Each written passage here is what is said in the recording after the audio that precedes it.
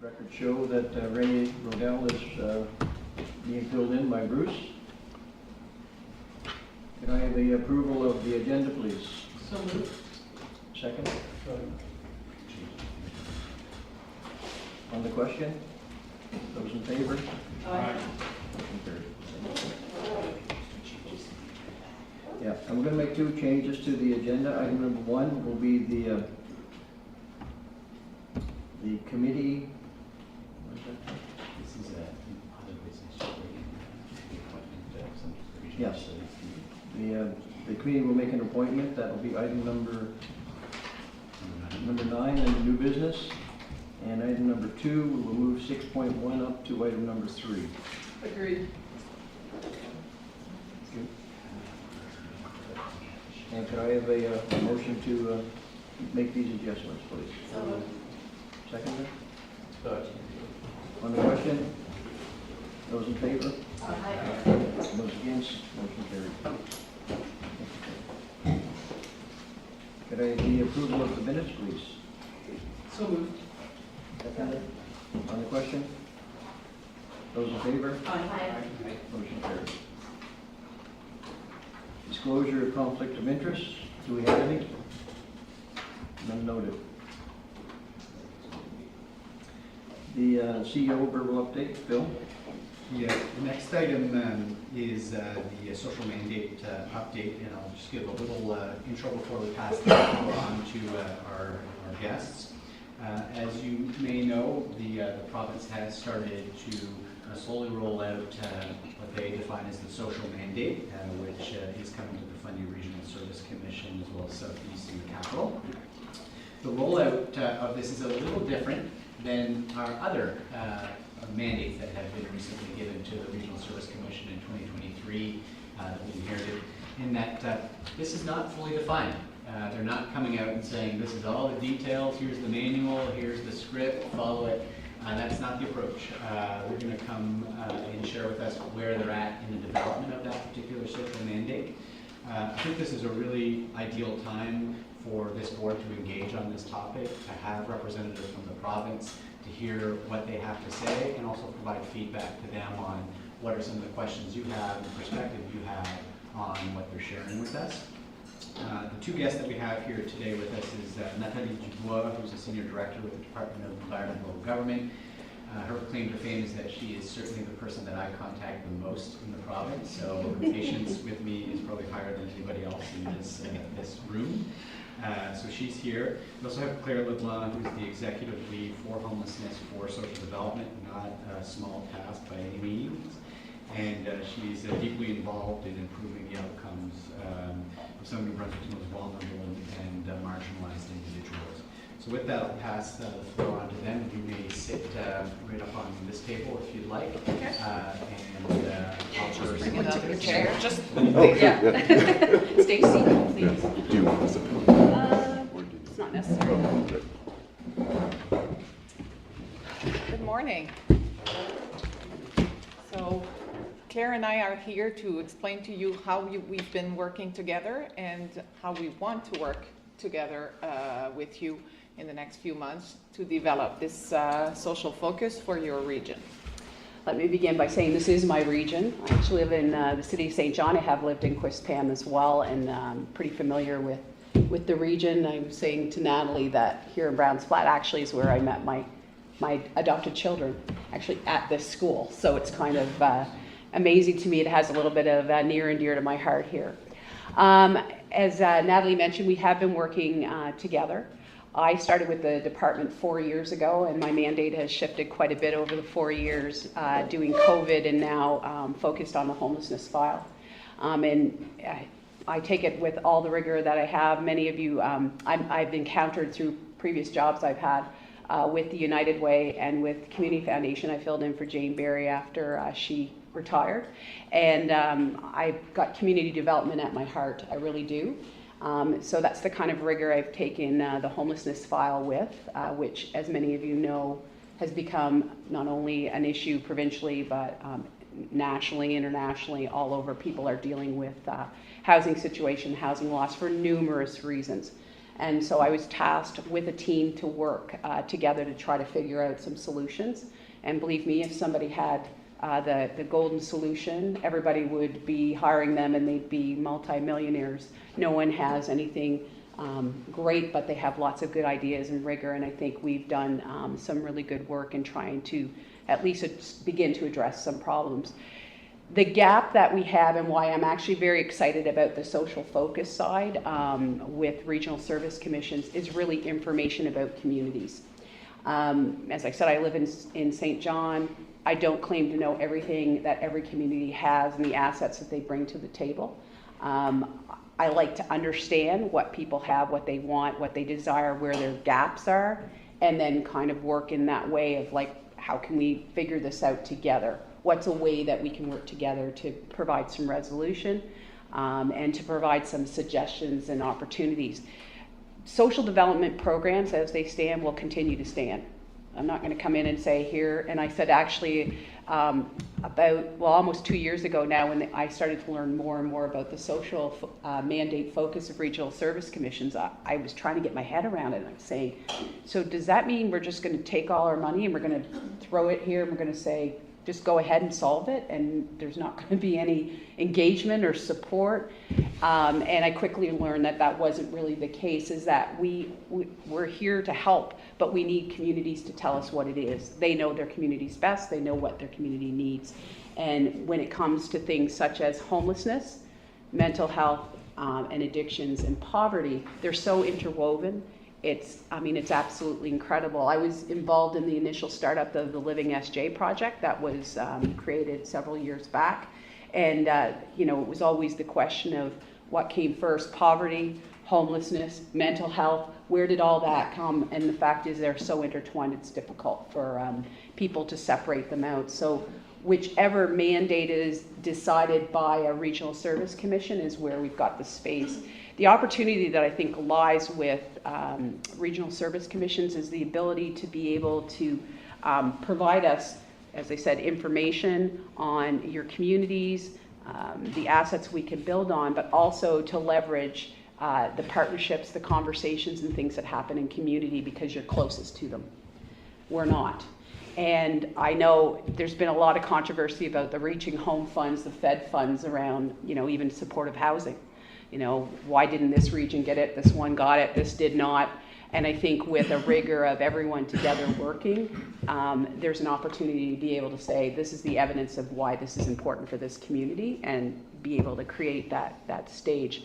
I'm also linked with mental health and addictions. In fact, the whole health department, justice and public safety, ELG. So we're all linked together. We've had some successes in creating a bit of an internal strategy that we've been working on around homelessness, as well as looking at the types of housing that individuals that are experiencing homelessness would need, because you can't just put people into housing and expect them to thrive and survive.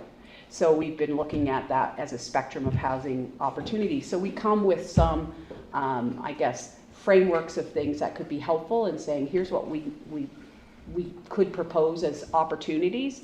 But again, where is that opportunity? Will work here, but not here. We need this, but not that. We want it in this location or not that.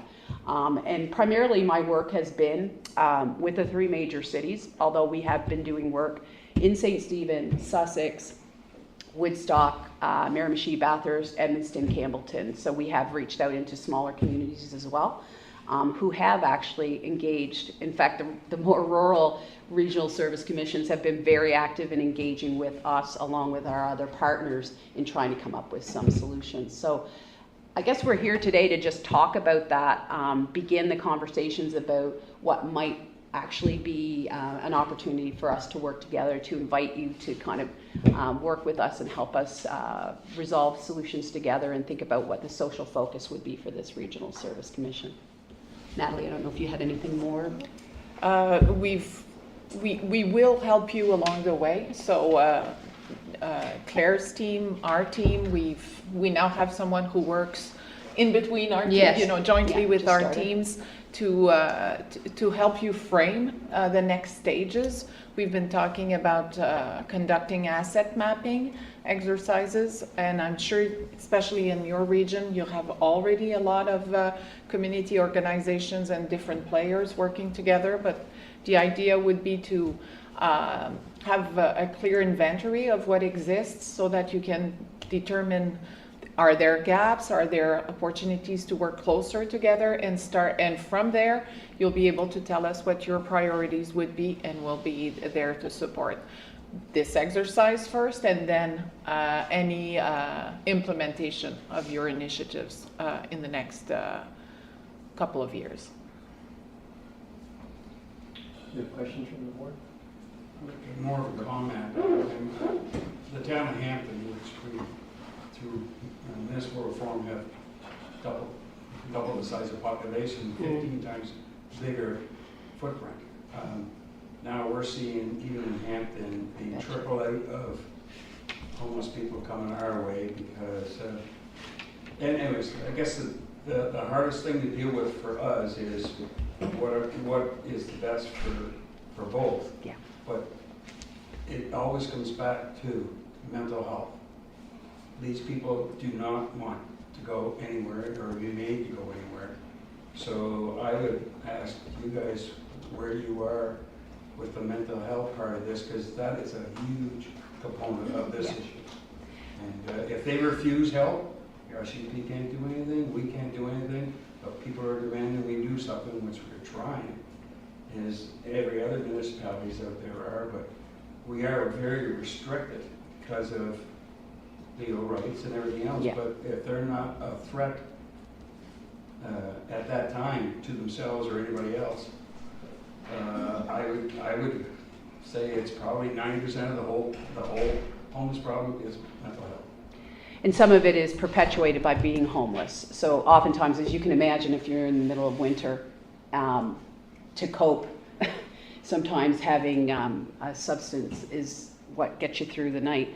But I would agree, I think, so when I mentioned working with mental health and addictions, I do know that team is really rigorously looking at how do they best support that population on a variety of ways. The challenge is that there aren't options right now, and that's what needs to be created. And so I think that's why I say, even in terms of information of what do we know about the population, but what do we have in communities that can be leveraged to be able to help address that. That's what we're here for as a group. But it's a very good observation, and you're right, you are seeing it, and it's actually oftentimes in rural communities it's much more visible. And I don't mean, it's not to disrespect Deputy Mayor in St. John. I know it's extremely visible, but in a smaller community, so not used to seeing them, and it's just there in your face. And from a per capita basis, we're finding it's just as much of a problem in the rural area, right? So smaller population, just as many people on a per capita basis. Yeah, well, when the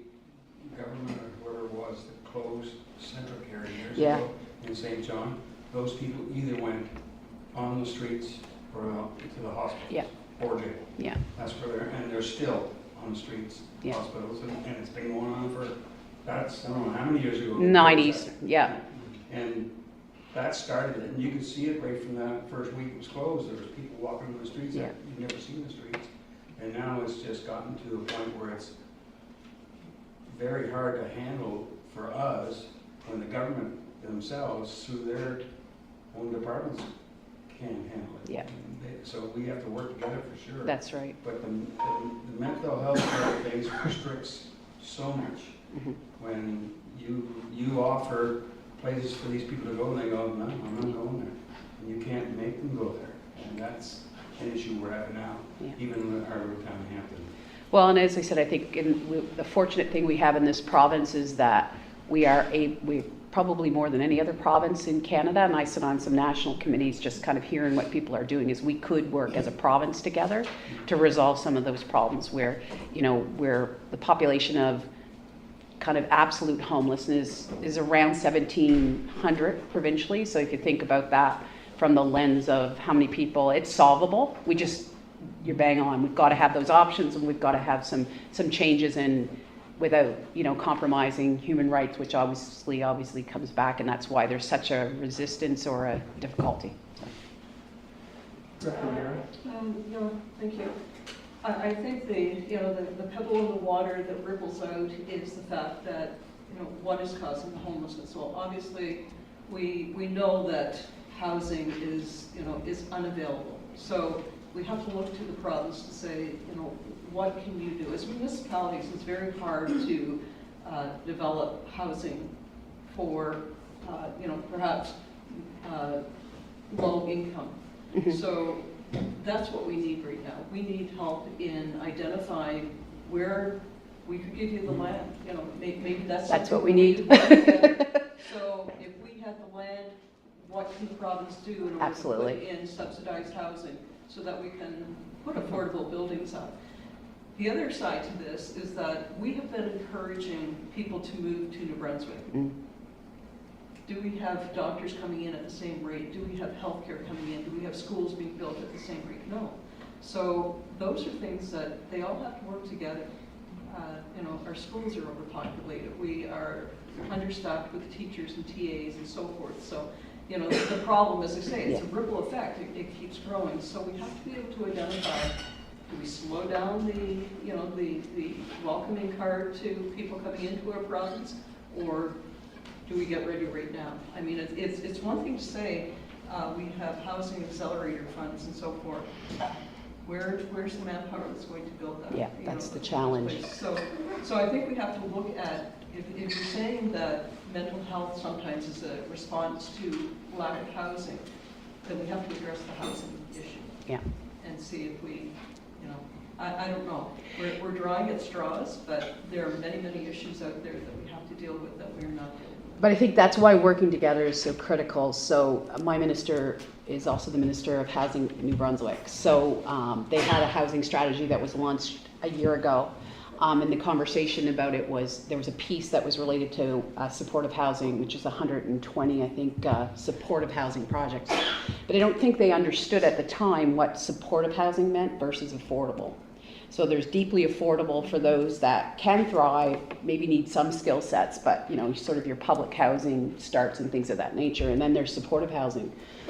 The resolution to the problem is housing, and then is housing with supports of a variety of level, because to your point, there might be a model that's a 24/7 for somebody to live, where there's supervision and supports 24/7 versus somebody who might need a check-in every day versus somebody who needs it a weekly versus somebody who just needs cheap rent. And so it's that spectrum that's required, and the conundrum we're in right now is the balance between those are coming and we need it now. And so we've been trying to work through solutions in communities for that. The problem is there's a lot of not in my backyard. And so it's encouraging when we can talk to municipalities or regions about what they have available for lands, because even our own land that we have through DTI is not always appropriate for a variety of reasons. And it would not surprise you probably to know that, like, even in Out of the Cold stood up in St. Stephen, we looked at 22 locations. A lot of people don't know that, and you don't hear that in the public. 22. And there's reasons why a number of them didn't land. And there were our lands in there. There were municipal lands. St. John was the same. We looked, I think, at 27 last summer. So, and behind people are saying, well, why isn't this being stood up? But together we need to embrace that and figure out what are the rigors of things that we need in community to ensure that it's not going to be a deficit coming to our community, but rather an embracing of the community. And I think that's what's, for me, most important. These are still people that are citizens, and they have lots and lots of difficulty, but we need to figure out what's going to make a community vibrant. What are the elements? Do they need health care? How do we get a mobile health care unit out in that area if it's in a more rural area? How do we do things that will make it not only an enhancement for that population, but for the entire population in that area? So those are the kind of things we've been working on. Director McKenzie? Thank you. First off, I got to say, I'm so happy that you're doing what you're doing. And I remember I was on Living SA when we first brought it up. It's really important to have somebody with your background and knowledge doing this. mental health issue is something that is brought on by other issues. You know, like if somebody gets rent evicted, they perfectly normal, they've got a job, their life is going well, and then all of a sudden they're out on the street, they can't find an apartment. That wears on you, and you know your life just goes upside down, and that might lead to addiction issues. You know, so I mean, I think the health part of it is in many cases part of losing what you have, whether you lose your job, you lose your home, you lose your family, whatever. The homeless file was always considered to be federal and provincial. We always had this, well, that's their department, not ours. And I think now we realize this is a crisis that nobody can walk away from. We have to work together. And I think the plan that the province has brought forward is a good plan, and I think that it should be tweaked for different regions, obviously. I chair the Community Development Committee for the Fundy region, and we had a discussion yesterday with the area representative, and it was a fabulous discussion. And it was one where we realized that homelessness is not going to decrease, it's going to increase. It's going to get worse before it gets better. And we have people in all areas of our region that are homeless now. Some of them are coming into St. John, some of them are couch surfing in your areas and you don't even know it. Mm-hmm. Okay? That's going to end, and they're going to end up in a tent somewhere because the couch isn't going to be available and you can put a tent over there.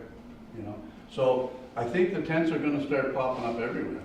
And that's why we have to work together and try to get a handle on this. The mayors of Atlantic Canada met in Summerside over the weekend. Yeah. And I was talking to Minister Sean Fraser, and I asked him if he had a program. We know that the federal government wants to bring in students to take trades, but I asked him if he had a program that would bring in tradespeople, that could actually start building things today. He said they do, but the provinces have the ability to accredit them. And so that is a bottleneck. I think New Brunswick has that bottleneck and we need to get rid of it. Yeah. New Brunswick also is the only province in Canada that has the PST on new builds. We got to get rid of that. So we can do a lot together, but a lot of what we can do depends on what you do as a provincial government, and then again, a lot of what you want to do depends on us as a municipal. Well, and I think signaling some of those things, though, are extremely important, too. And when it comes from a regional perspective, it's helpful for us. I'm a staff person. I'm not an elected official. And so, sometimes decisions get made, with all due respect to all of you that are elected, and sometimes, decisions get made that aren't always, the way that you see it. But I think, even flagging that as this is a barrier. This is something that is really creating an issue, and how do we resolve it? And working even with Petal on some of those things to talk about what their role is with respect to this. Some departments don't always see their role. Like that's one of the things I've noticed working on this file is it might shock you, but and it was in the ledge, so I'll say it publicly, but that we were spending somewhere in the vicinity of $3 million on security. So I sat across from the minister and I said, does that make sense to you? I don't know anything about security. Why am I deciding on how the security of, our locations are? It doesn't make any sense. And so it was like, click, oh, well, maybe we could do it this way. So I think sometimes just that acknowledgement and figuring out how to resolve that. If you're spending resources anyway, why not spend them smarter? Yeah, and I think that's probably something that this commission should do, is send a letter saying these are the things that we see that you can do better. Some of the issues that came out of that conversation, the fact that we need to have housing, but we need to have it in all areas. Okay, absolutely, I want more MB housing in St. John. That's a real need. But as we see, people in other areas don't want to leave their area. People in Granby Westfield would love to stay there. But unless we have MB housing in Granby Westfield, they have to move somewhere else out of their neighborhood. So we've got to keep that in mind. And everybody was talking about Horizon Health needs to be at the table. I didn't realize there that you're connected with public safety and Horizon Health, and that's good to know. I'll pass that on. But they do have to recognize that, you know, mental health and addiction is their area of expertise. We're finding more and more that our youth are becoming homeless. I was told a story yesterday about a youth who was in a shelter, but turned 19 and couldn't be in a shelter for youth anymore, had to go to a shelter for adults. Totally terrified. Wasn't going to happen. Living in a tent now. So now we have a facility that's going up that'll handle 19 to 25-year-olds in the north end of St. John. But there's a lot of those out there, you know, a lot of issues like that. And homeowners who are right on the low to mid-income that are going to lose their house within a year. And they know it. They're not going to be able to afford the next mortgage on it. So we have to find something that is going to help them out. Anyway, we got lots of concerns. I don't want to take up more time too, but appreciate you being here and sharing. Director Mary. Thank you. I just want to echo some of the things that Director O'Hara and Director McKenzie said as well. And I noticed under each one of these pillars of homelessness, poverty reduction, and mental health, we have NB housing. And I know it's a many-layered. I mean, there's a lot of issues, but you know that really is one of the key pieces. We have to build more houses. Municipalities are doing all they can. We're legalizing density. We're expediting development, the development process, etc. But we need more help from the provincial government. You know, I know that I was at a meeting with Natalie earlier this week where there was a presentation from Housing New Brunswick, and one of the things they said is they're actively looking for opportunities to expedite the addition of public housing units through partnerships with developers, nonprofits, etc. But until we reduce that cost per door, it's not going to happen. So we need to reduce the cost per door, and there are different ways that the provincial government can really step up. They have stepped up with the Housing for All and a lot of the initiatives that have come forward, but they need to recognize that things like dropping the PST on new residential multi-unit builds is essential. The CMHC documentation, the report that came out last month, seeing the actual data as a result of that one move alone was really striking. And yes, I'm aware that New Brunswick is well ahead of where they normally are with their builds, but PEI Nova Scotia doubled what we did. So we really need to be bold. The provincial government needs to step up and make sure that we are able to do that. We need to do things like increase our skilled workforce by reducing the barriers to accreditation for people moving into the area. And the other thing is, if those people are moving into the area, don't have a place to live, we're still not going to get that increase in skilled workforce. So to me, housing is really a foundational piece of this whole piece of work that we're facing as a group. And I do know that there's the rent bank for people, but as Director McKenzie outlined, what about those homeowners that are not that far away from losing their homes? They can't make the mortgage payment for one reason or another because of the affordability crisis, etc. I think that's something else that the provincial government can step up and provide some solutions for. Thank you. Just to kind of assure you, so the relationship between Housing NB and Social Development, they used to be with us, and so it's been kind of a breakup, but we're still friends. So we do talk to them regularly. We have some particular concerns as it relates to programs where there's crossover. So some of the things you mentioned, rent banks and things like that, and the need for us to be able to leverage those very quickly. And I know our team itself are really active in thinking about the preventative work. It preoccupies us that there are a number of seniors that have now presented as homeless, a number of youth, as you mentioned, that are presenting homeless, and what are the strategies to stop that from happening, and how can we leverage the things we need to get in place. But there's tremendous power in this room to make those kind of things happen and to really bring them forward as a unit and to talk about the needs for those based on this community. The interesting thing when you talk about the reduced door dollars sort of for a unit, So Moncton is having some really great success with the Rising Tide project. And then Fredericton has, the 12 Neighbors project. And in St. John, although Housing Alternatives, I know, does a lot of work in this space, it's different than what's been done in the other two in terms of reducing the housing costs. That makes it extremely attractive to be able to stand up things. So even thinking about in this region, is that a gap that could be addressed that might actually be able to help this region thrive and stand up things a lot quicker, a lot less expensive, those kinds of things, not to negate the fact that there are private developers, but there's obviously reasons too private developers aren't coming to the table as much. Not-for-profits, particularly in my file as it relates to supportive housing, extremely critical. They're the ones who understand this population most and I think are a little more forgiving when it comes to keeping people housed. So. Thank you very much.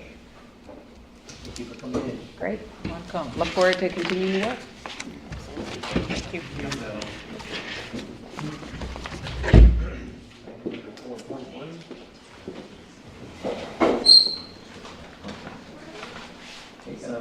CEO approval update, Bill?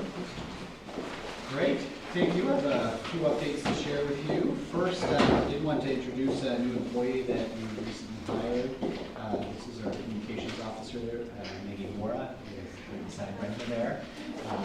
This is her third day of the job, so she's very light today to make sure she realizes that it was always swimmingly with the commission. And I have a few other updates. Just want to make sure you're all aware on the bylaw enforcement pilot project that we've been working with the CAOs on. We have signed an agreement with Maritime Enforcement Inc. And the next steps for some of you, you'll see a report that will be generated through your CAO to your council seeking approval of enforcement officers for that particular project. Just for this board to know, you'll be receiving periodic updates. The CAOs will be receiving much more frequent updates on this program, but we'll keep you up to date on this. There is no expected additional cost to this in the future, but we're going to test this out, see how it goes. Some members might say, this really worked for me, I'd like to see this go on. Can you see if you can leverage more money from the province or how to do it? But this has been a really immersive exercise with the CAOs. I'm very happy with where it's going right now. The next update I have for you is around truth and reconciliation. If you recall in our regional strategy, it was one of the actions that we had. Recently with staff, with the support of the province, with stakeholders and partners, we've developed what we're calling an implementation plan. We'll share that with you later on this year. But you will start to see some small tweaks and changes as a result to our own efforts around our own Commission's involvement with Truth and Reconciliation. One is that you will hear the land acknowledgement at the start of each meeting.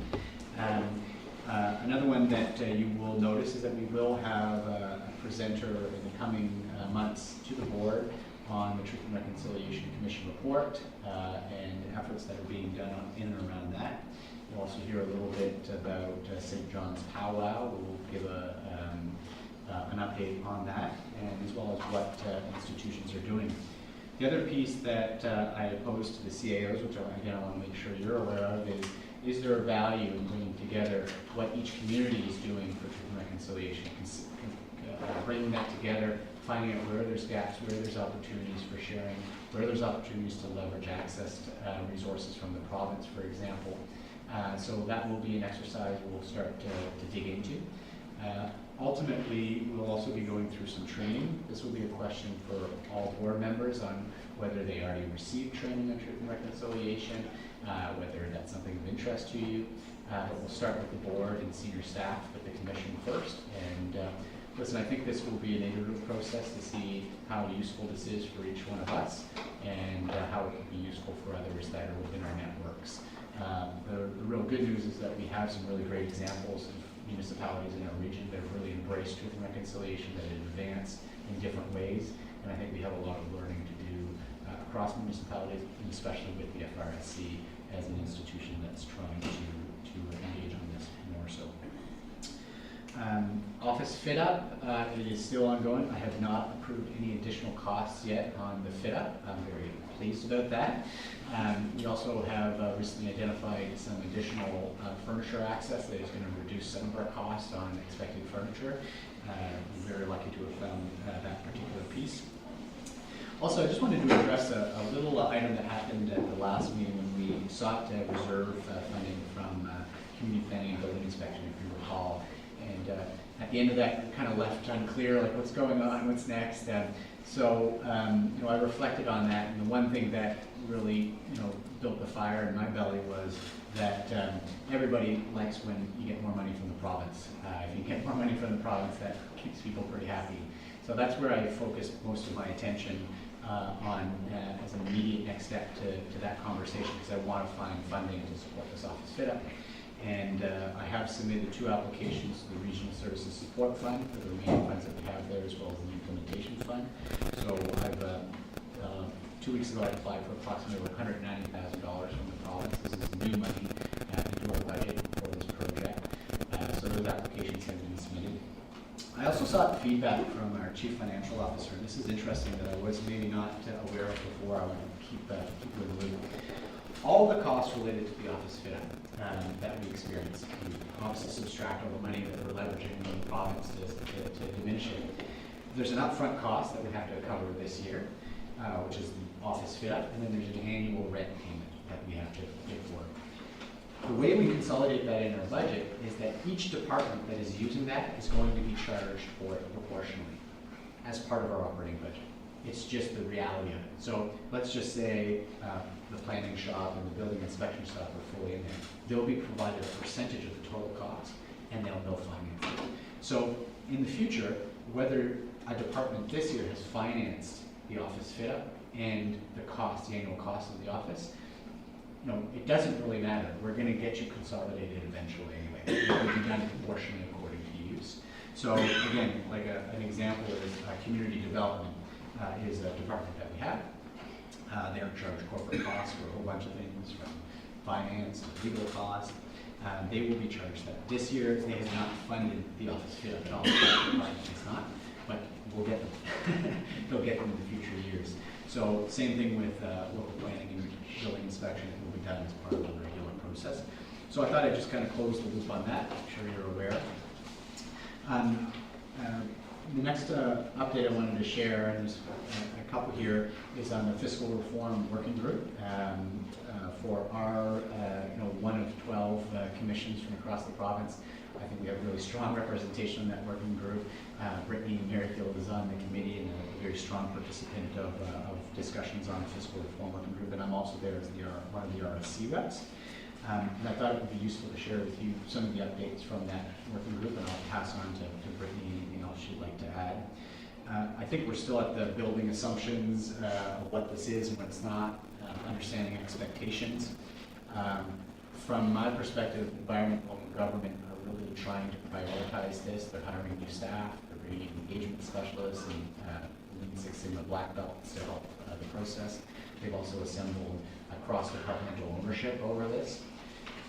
I also am realizing that they really want this to be deep. They don't want this to be like, oh, we're announcing a new program for fiscal reform. Like, this could be tax reform, this could be a new funding formula, this could be new tax revenue sharing. Like, there's a whole bunch of things this could be, and they're not starting at a point where it should be just one, for example. So I think that is helpful.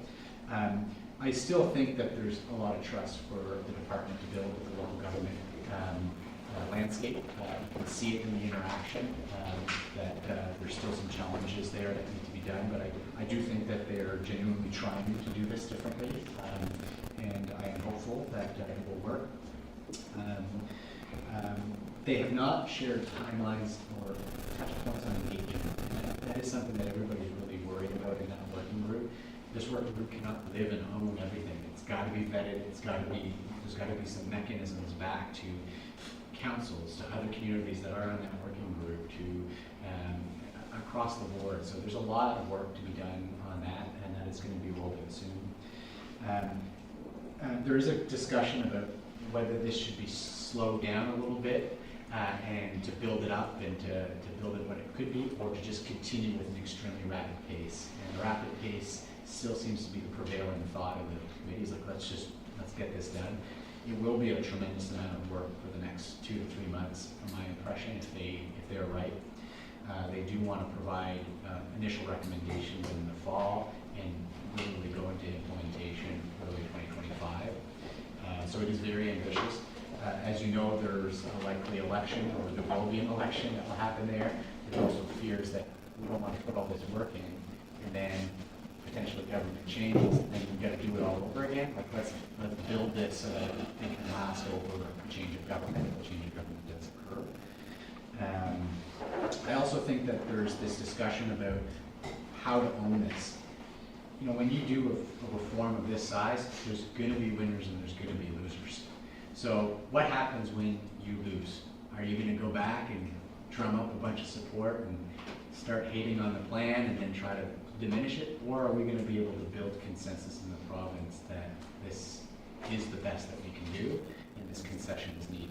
So whether that's urban and rural government, whether that's small local governments, big local governments, whether that's RSCs, whether that's the north versus the south, all the cleavages we experience in the province.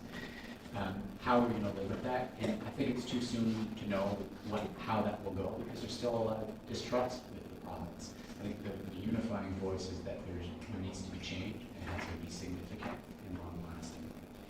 So with that, maybe I'll pass it on to Brittany, and maybe you can offer some other feedback on this point before I keep going. Thanks, Bill. I think you covered most of it.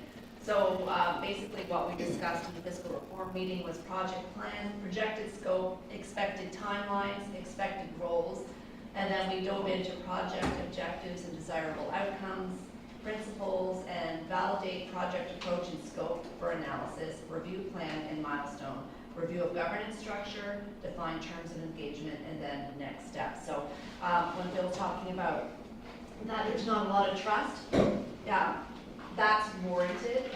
This process failed before because of that lack of true partnership with the local government order of government, and I think they're starting to realize that that's not going to work at this time, that they really do need to treat us as partners, not stakeholders. And all of the members on the committee that are represented by the associations have made that incredibly clear. And I already see some changes in terms of the way that they're engaging us post-meeting. So that is very, very good, and hopefully that will continue. You know, as an example, we were presented with a slideshow during the meeting that we hadn't seen before. So there was no opportunity for us to read and digest and go through that information in order to really provide meaningful input during that meeting. You know, there was a lot of comments that were made, and then someone in the meeting would say, well, that's 3 slides ahead, but we didn't know that because we hadn't seen that information beforehand. So that's one of those things that they are going to be changing to help develop that trust, because we are trustworthy enough that we can get the information ahead of time and you know, digest that, and et cetera. So one of the other things that will be changing in the future is what happened the last time was when suggestions were made, they just seemed to disappear, and there was no accountability mechanism in terms of what happened to those suggestions. Were they incorporated? If they weren't incorporated, why not? And what was the rationale for not incorporating those suggestions? So there will now be a tracking mechanism for that, so that we know that what happened to the suggestions that were made during the meeting. So there's still a lot of work to be done. We're at the very beginning of this process. In terms of the timeline, it is an accelerated timeline, but that's due to legislative deadlines. So spring 2025 is the target for bill introduction, and if we don't get it done by then we miss the window for implementation for 2026, and then we would have to wait until 2027. And there are too many municipalities that are in dire straits from a fiscal capacity perspective to wait that time. So I believe that the group is in consensus in terms of moving this forward in this fashion and this time. That's all I have to add. Thank you for that. The last update, I've just got some updates from other provincial departments that I wanted to bring to you. One is on this new local governance commission. I want to make sure you all know what it is. It's a new body that was created. Basically, it's like a semi-judicial body to mediate and adjudicate challenges that are happening at the municipal and rural district level. So I received a presentation on this, and I just wanted to pass along some of the findings I had. It might be useful to bring them into this body at some point for you to have it. It might be important for you to see as well at the local government level.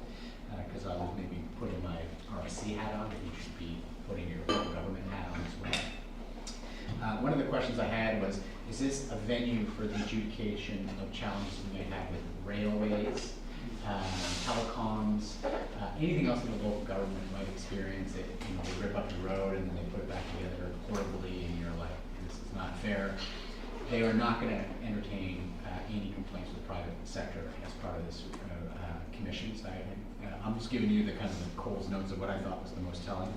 It will be a dispute mechanism on violations of code of conduct, decisions at the local level that could also apply to RSCs as well. So if we did something that we felt was wrong. My observation is the threshold to initiate a complaint is pretty small, like an individual member could do it. So if we made a decision and the representative for St. John thinks it was unfair or we didn't do it, you could complain individually and that complaint could be heard and reviewed and analyzed just with that one individual complaint versus a body complaining, for example, through majority vote. One important piece was around new boundaries, and I think this is really, really interesting. So if you know a little bit of your political history, boundaries are, you don't really have a process for boundary selection. Most of the time it's been a minister, a premier saying, you shall now be part of St. John, or you shall no longer be Newcastle, you are Miramichi. And that's been the prevailing way, and people kick and scream, and then it happens, and then people still talk about Lancaster. They've put a new process in this commission. They've identified a new process that is required to do that. The threshold, again, is very small. I think it's like you need a petition for 25 people, then you need to have a vote with 50 or 51 people, and then the commission is by law required to review it and analyze it. And my question to them is this the new standard? What if a minister chose to say, I want to now amalgamate Hampton with somebody else? Can I do that? The commission's answer is, we have a process that the province has adopted. Why wouldn't they use their own process in identifying this? So this is really interesting, right? Now you've got a new tool to say, if there is ever a scenario of a forced amalgamation, I think this body could be used as a, wait a second here, you didn't even go through the process you established. So that's really interesting to see how this will go. I also think it will be telling in the coming year all these tweaks that might happen in regional service commissions, local governments, as a response to the 2023 local governance reform. So that's important as well. The other piece is, this is specific to us, there is a lot of stuff around opposing and challenges to regional facilities, because that's happening across all the province right now. Unfortunately, if there's pre-existing legislation that dictates regional facilities, that takes precedent over the commission's ability to adjudicate those challenges. So what that means is, I don't think they're going to hear if we had challenges to say, because I thought of ours where we had challenges with which regional facilities are in and which ones are out, that this could be a mechanism for it. New ones could be identified, but it would be our result with the commission voting on it wrongfully or not fulfilling that. If there's legislation that forced it, it's under their jurisdiction to do it. But for other communities and for future ones for us, it will be. The last piece of information I wanted to share with you is that the province has shared pre-existing, or what they're identifying as growth patterns and what it means for the Regional Services Support Fund. If you know, the Regional Services Support Fund is a 50-cent dollar program to RSCs to access funding for its programming. Last year, that fund grew by 11%, and it was an 11% growth rate across local governments last year. This year, they're projecting 7%, so it's a 62% increase from last year's growth. What it would mean for the Regional Service Commission in accessing funding is about $800,000 of new money that will come into the Regional Services Support Fund. Another way of saying this, that Director Merrifield will quickly inform us of if I do not, so I'll do it, is that means that that's $800,000 out of your community equalization fund. So that's why I wanted to share that with you. I say, are you sharing this with local governments? And I didn't really get a straight answer, so I'm sharing it with you. That's what I'm hearing, is that rate is around $800,000. expected. So that has changed from last year. And that is it for my CEO update. Thank you, Bill. May I just ask a question, make a comment? With the legacy, well, I guess with the local government funding, I would like to make sure that that is locked in, that it's just not something that they're going to do for the first 3 to 5 years and then say, you're on your own. So I would request that you and Brittany take that to ELG. The other thing, with the Regional Facilities Commission, we're the only region in New Brunswick that has 5 facilities. And yes, that was mandated back in 1998. But what served us back in 1998 may not serve us 25 years later, 24 years later, whatever. So I think it's important to make sure that you have the voice in that we're not going to take on every building that comes along to say it's suddenly going to become a regional facility. When we look at other communities, Moncton, Fredericton, just as an example, I believe Moncton might have 2 facilities, Fredericton 1, I believe. So there's an imbalance there, and when you look at what is being paid by the members of this commission to regional facilities, I think we've got to make sure that we don't get overwhelmed with the number of facilities. So I don't think that. Sure. So, thank you. Thank you. Thank you. All right, item number 4.1.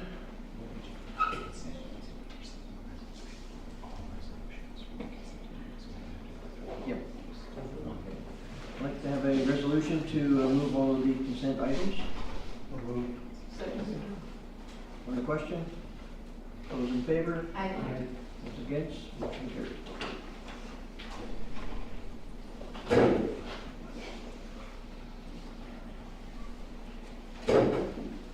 Um, 5.1 Fundy Regional Summit Planning, Phil? Yeah, I'm going to invite Neil Jacobson and I have a presentation. Graham, are you going to put it up? I have it on my computer too. Oh, you got it. I've got it pasted. I think this is on TV. Went to sleep. There we go.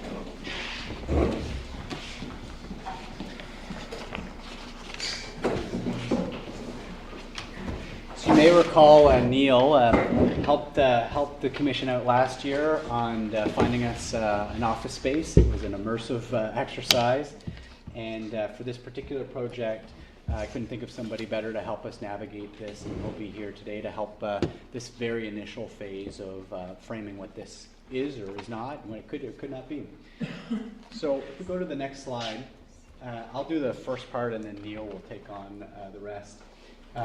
We had this item, a summit for the region, as part of our work plan. It was conditional on us finding money, and lo and behold, we found some funding for it. So we have a budget allocated to it now. So now it's live. Now it's time to start planning for it. We are starting the process of gathering information. We've briefed the CAOs on this recently at our monthly CAO meeting, getting some feedback from them. And we've briefed the executive committee as well on this, and now it's time for the board. Go to the next slide. Part of this, I want to remind everybody on the board why this is important. So first, this is our vision from our regional strategy. What's in red is what we've indicated we'd like to change as part of that. We haven't done that quite yet, but that is the approach. So aspiring collaborative excellence, resilient communities, and delivering valuable outcomes. And if you go to the next slide, these are the values that we have as part of that regional strategy as well. I'm not going to go through this too heavily. The next slide is important. We placed the regional summit as a work plan item partially as a result of feedback from this board. And the board every year, you do a lot of things, but you adopt a work plan, but you also adopt what we call priority focus areas. And you did that in 2023, and it really was kind of the fuel that kept the train running through the year in terms of the progress through the reform. Early this year, when we met at Shadow Lawn earlier in the year as our work planning session, This is the list that you came up with. And one of the items that really became important for this group, just sharing it with you, is to lead by example and further embedding a sense of teamwork and collective ownership across the Fundy region, and also building regular and effective communication channels. When we chatted about that, one of the areas that were especially true is that, okay, we've improved with communication with CAOs and with board members, but the next phase is really counselors at each local government level, and how do we engage them? So the summit was framed up in that idea of how do we bring them together and kind of invite them in a little bit more. So that's sort of what we're up to today, is that we're going to share with you what our initial plans are, what it might look like. There's some specific questions for you as well on what we're looking for. I'll pass it on to Neil to kind of go forward the objectives, and then it will be at the end, just for the chair's purposes, we have I think 3 or 4 questions, and we'll pose them, get a little bit of feedback, go to the next one, and we'll get this done pretty quickly. I don't think there'll be long discussions on those 4 questions, but we do want to get some feedback as part of this session. So thank you, Phil, and as Phil mentioned, we're here to listen today, and we really want to make sure we get this right in terms of organizing the summit. So, one of the big themes here is obviously optimizing value, because value comes in a couple of ways. It's obviously the budget that's involved in this, but it's going to be the time and energy that's invested by you and your respective councils, and all the regional stakeholders that would be involved in this particular event.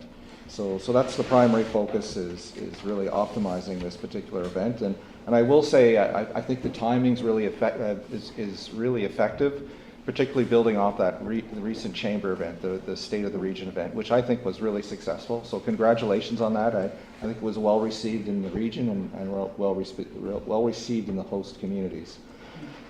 So we started off in terms of exploring this concept, looking at summit objectives. So, and I talked about, Phil talked about the vision, values, and I talked about some of the goals in terms of making this an effective event. So part of this is looking at how you embed a sense of regional teamwork, how you advance collective ownership of the Fundy region, and again, I think that builds off that State of the Region event and some of the content that's in your annual report and some of the recent outcomes from this organization. Advocating for Fundy FRSC members, enhancing channels of communication between communities and between FRSC and your members, in particular the various councillors, and getting that next level of governance more actively involved in some of the regional discussions. Developing a venue for local communities to respond to collective challenges and opportunities. It's an interesting timing this year with an election coming. That's a really strategic timing in terms of engaging regionally, but also engaging provincially, and quite frankly engaging federally. And I guess the last part of this is also working with the Union of Municipalities of New Brunswick, building off some of their work, and learning from best practices in other regions, because some of the regional opportunities and challenges that you face are unique, but some of them have common themes, and you can also build off of what other regions and communities are doing in New Brunswick and beyond. So the next slide.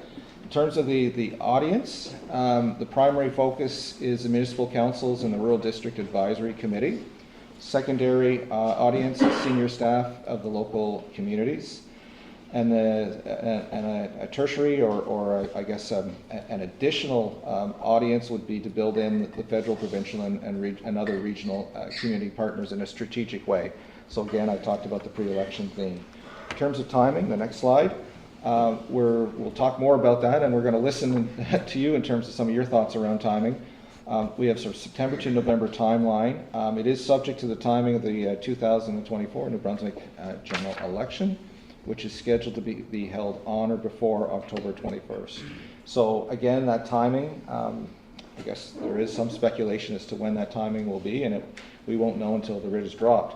But I think it's really important to take advantage of sort of the pre-election time frame and then the post-election time frame. So next thoughts, our sort of initial thinking was to look at one of the key regional facilities and to look at hosting this at the St. John Trade Convention Center. Big focus is on collecting feedback, learning, and team building and we want to make it productive. Obviously, I think to make it relevant, there has to be a level of intensity, but we also want to make it as something that's enjoyable to attend. And again, I'll go back to the value piece. So the next slide, these are some of the components that we've talked about in terms of adding value to this particular event. Clearly, the election theme is a big part of this. In all likelihood, you could have would have a new minister for ELG. No matter what the outcome of the election, there'll be lots of new faces and new elected representatives, and probably lots of changes at the senior government level. You could use this as a follow-up to the chamber event in terms of additional networking with the chambers here in the region. I mentioned best practices with UNB and FCM, which I know a number of you are quite involved in. I just heard about reference to the Atlantic mayors getting together.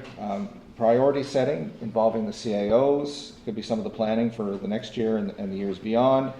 Clearly envision St. John could play a key role in this in terms of the economic development and tourism development themes. Regional facilities, that's a big issue. We just heard about the role and importance of and some of the challenges around regional facilities here in the Fundy region. It could involve some orientation tours, facilitated team building. I didn't do a full count, Phil, but I was trying to figure out this morning. My assumption is there'd probably be 50 to 75 people in that range if you look at the councils and the Rural Advisory Committee. It would be, the fall would be good timing in terms of your work plan and the budget update, looking at priorities going forward, exploring regional partnerships and communications opportunities, and one of the things that always impresses me, and when I sit on these meetings and I look at your work plan, is just the extent of what's on your table now compared to what this commission used to be 3, 4, 5 years ago. So, I mean, it's hugely significant in terms of housing, homelessness, transportation, public safety, sustainability, the whole energy theme, and regional planning. So there's a lot of activity with your committees. And a very significant mandate on a go-forward basis. So there could be some opportunities to bring in some expertise and focus on some of those themes. So maybe just the next slide, and then we'll open it up for some feedback here. Just in terms of timeline, obviously wanted to test the concept today. I know, Phil, you're planning to do CAO or CEO presentations to the regional councils in July. And then we would come back with a more refined plan at the July board meeting, and then focus on implementation execution in August, and then we'll focus on the timing and implementation in September through November of the fall, with some post-summit review and action and an action plan that ties into your future work plan. So we really want to make this relevant and obviously leverage the timing. So the next slide. We have sort of 3 key themes that we just want to open it up for in terms of feedback. And you go to the next slide. Yeah, there we go. So the first question is just open it up and do you see more benefit in having the summit before the election or after the election? I know there's been some discussion around the executive table, but let's listen. Absolutely after the election. To me, there's absolutely no question in my mind. Even from all of the things that we're engaged in prior to the election, I don't see where there's going to be any time to fit this in. Yeah. So UMFB is heavily engaged in pre-election advocacy, etc. We have a event planned with the leaders of all of the parties in September. And frankly, particularly with fiscal reform going on, our audience is going to be whoever is the incoming minister of ELG. I don't see a ton of value in having this before the election. I'd like to go before that to the brainstorming components. And when I look at that, I see a huge time ask. To me, that looks like it could take at least 2 days, maybe more. And I keep raising this, I'm sorry, but I think we have to keep thinking about the time management of the people around this table and how much time we have to give. And again, I keep raising this, our commitments to our own local governments, and we will then be in budget time. So I just think we have to be careful how much time we're asking of the mayors, people sitting around this table. And the other thing I would say while I'm speaking is, I don't know how the others feel about weekends, but again, weekends are time when we do a lot of public stuff in our own local communities. And we lose that with some of the other things that we're doing. And that's very important, I think, to most of us. So I would just offer that comment as well. Thank you. You know, I would concur with that. I feel that the shift that we have experienced over the past couple of years in moving from what the FRSC was to what it is today, it has impacted my ability to serve the residents who elected me. And I, quite frankly, I'm not willing to give up a weekend because I use my weekends to be within my community and to attend activities and so forth with the people, with the residents of Coast Pences. So I would have to agree that we have to be very, very careful in how we measure and how we identify the importance of moving this file forward. So if we are going to have a summit that is going to involve all of council, then we have to be very cognizant of the time and ensure that there's enough time given for those who are already committed. I mean, I have a schedule already from August right through till November 17th for budget deliberations. People who are working through the day or working shift work that are on councils.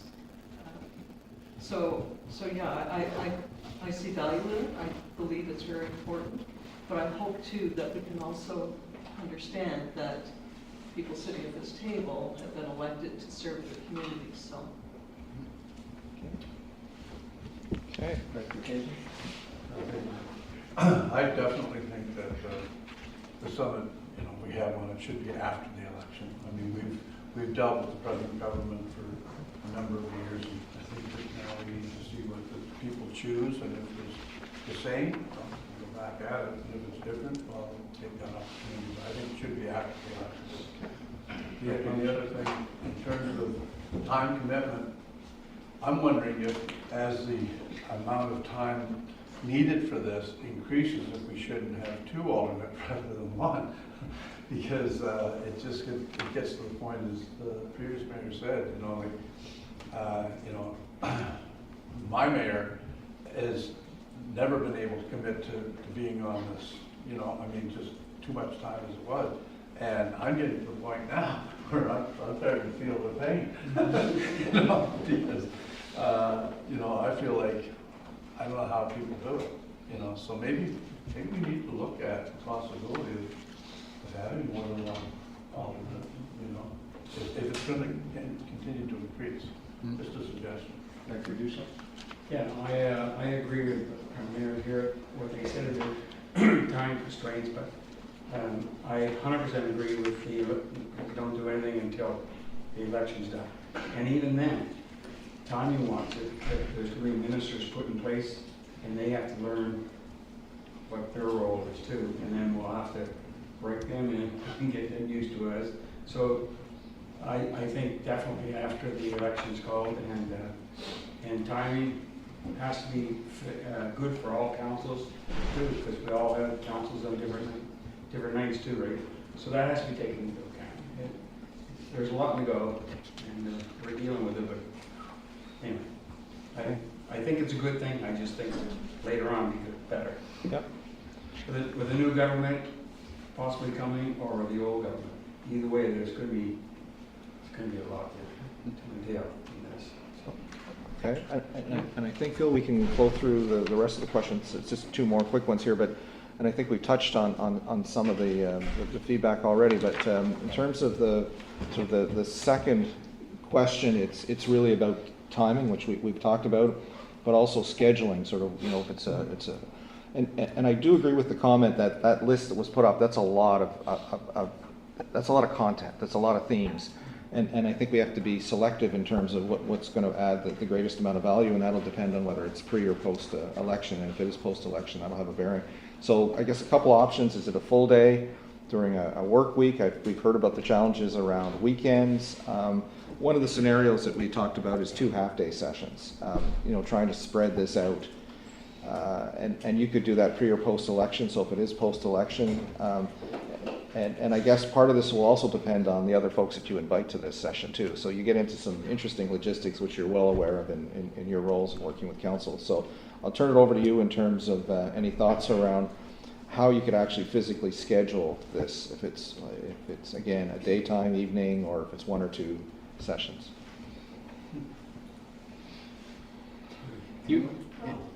I'll offer that I don't think it should be any more than 2 sessions, half day perhaps. Multiple, absolutely not. Councillors work as well, right? And when I look back at the possible content, I see tour of regional facilities. Well, last year that took a whole day to tour the regional facilities. Yeah. So I mean, it's just not realistic to try to put all of this into a session. Just my 2 cents. Yeah. So I would suggest that, because we have the UMNB annual general meeting and conference, so you don't want to do things that we're already going to be doing at that conference. And I would suggest that you've got like any regional and national municipal governance best practices. That probably is out of scope for what we should be doing here, unless it's specifically regional. I think we should stay regional as opposed to trying to go provincial. And so work with UMNB to make sure that you're not doubling up on what we're already going to be providing, and keep it really local.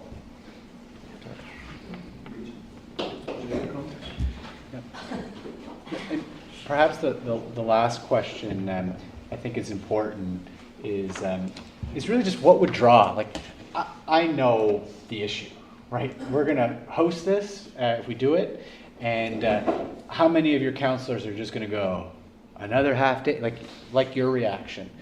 But I'm also hearing, I don't disagree with the concept. Like, it's the right idea. We've got to bring in the counselors, and probably the best way to do that is in person.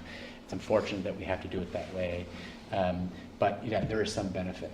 So you might not have this answer today, but ultimately it's like, what's the draw? What's going to get them to switch from getting dragged over to this, and Mayor Grant told me it's a good thing, and now I feel compelled to go, and they're kind of begrudgingly going, versus like, I do want to go. And this is why I really want to work with UNMB, is that for most people that go to UNMB, they're excited to go to UNMB. They want to go. They see the value of it, they see the interaction, and they want to go to there. And that's what I would really like, is for us to create a platform that people are like, oh, yeah, it's not a punishment that I'm experiencing. This is something I look forward to. And that's going to come from you. You'll know your council's the best. So you might not have the answer right away on what the topics are that would do that, but I'm very keen on hearing it we're keen on that, because if we don't have that, I think it will feel that way, and then I think we'll leave this being like, that didn't go that well, and attendance was low, and I think we can make it right, but we're going to have to tap into what will be attractive. And just one final comment, in this post-COVID world, where we got used to staring at screens, getting people together in a room is powerful. I've been helping organize a regional energy summit for the last 2 years, and there's incredible value in actually getting people in the room to talk about key issues and focus on solutions and building that kind of relationship. And I think, beyond the work of what you're doing at the council level, right, and getting some of those councillors engaged in that discussion on some key themes regionally, I think is powerful. So the issue becomes, how do we make it work logistically, and in terms of generating value, and the consensus is sort of post-election. So yeah.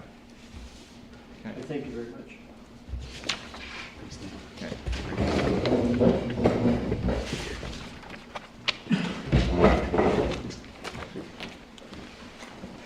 I'll call on Mr. McLeod to Gemtech Height presentation.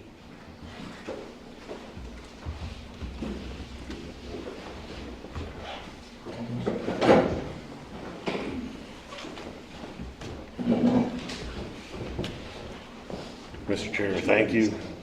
I have, so today we we have two presentations coming. This is a familiarization process for us for the EIA height augmentation project. So as you're aware, the EIA has been approved by the determination has been approved by the provincial government. And so now we're going through the process of familiarizing the board with what the project will actually look like. And then on top of that, we'll be presenting a business case at a future meeting, likely the July meeting coming up, taking into account the feedback that we received from you today. So the first presentation will be from Gemtech to talk about the rigorous process we went through the EIA and talk about the different things that came up and how we're looking to proceed. And what we're looking for from the commission on this file is just a receive and file on the report, but also an acknowledgement of some kind, whether it's a motion or direction, doesn't matter either way, next steps moving forward. And after that, we'll be hearing from our watchdog group, and I'll talk to that with the next group. I'll let Marco take over from Gemtech. He's our lead engineer, as you're aware, and he'll take us through how the process went from our lead consultant perspective. I'll get out of the way. Oh, thanks very much, Mark, and thanks to all of you for having me here to present today on the Crane Mountain Capacity Augmentation and Life Extension Project, update on the EIA, and looking at the next steps, as Mark said. Just the first thing we wanted to kind of discuss is the overall project timeline here. This has been over a year's worth of work. It started in February of 2023. That began with the commission and the board giving the go-ahead to do the environmental impact assessment study and submit that to the Department of Environment. So that document was submitted in June 2023. Some of the main highlights over this timeline, just to kind of point out, is there were 3 rounds of review and comment from the Technical Review Committee. I'll provide some more details on that later in this presentation. And there was extensive public consultation. These are marked with the yellow star figure, and also talk about that in this presentation as well. This all culminated with determination, approval essentially, on May 14th, 2024 from the Minister of the Environment. Just wanted to give everyone's familiar with this project, but just a quick refresher. It's extending the life of the landfill by at least 22 years. So instead of reaching capacity projected around 2048, it's going to extend the landfill beyond 2070. This maximizes the lifespan and the capacity of the current landfill site. How do we maximize capacity? Well, we're going to increase the maximum height of the waste in the landfill. And the total increase in height is about 27.5 meters. That'll make the maximum thickness of waste, of garbage, at about 47 meters. And that's up from 20 meters as it is currently approved. There's no increase in lateral footprint. The footprint of the landfill will remain the same. It's just going higher within that footprint. And as hard to see in the figure on the screen, but there's, because of geometry, only a small area of that landfill footprint will reach that maximum elevation.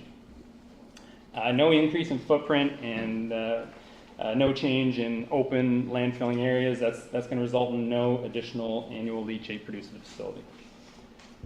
There's more than $22 million in savings if this project were to be implemented, and that's very significant for the landfill and for all the member communities who use that landfill.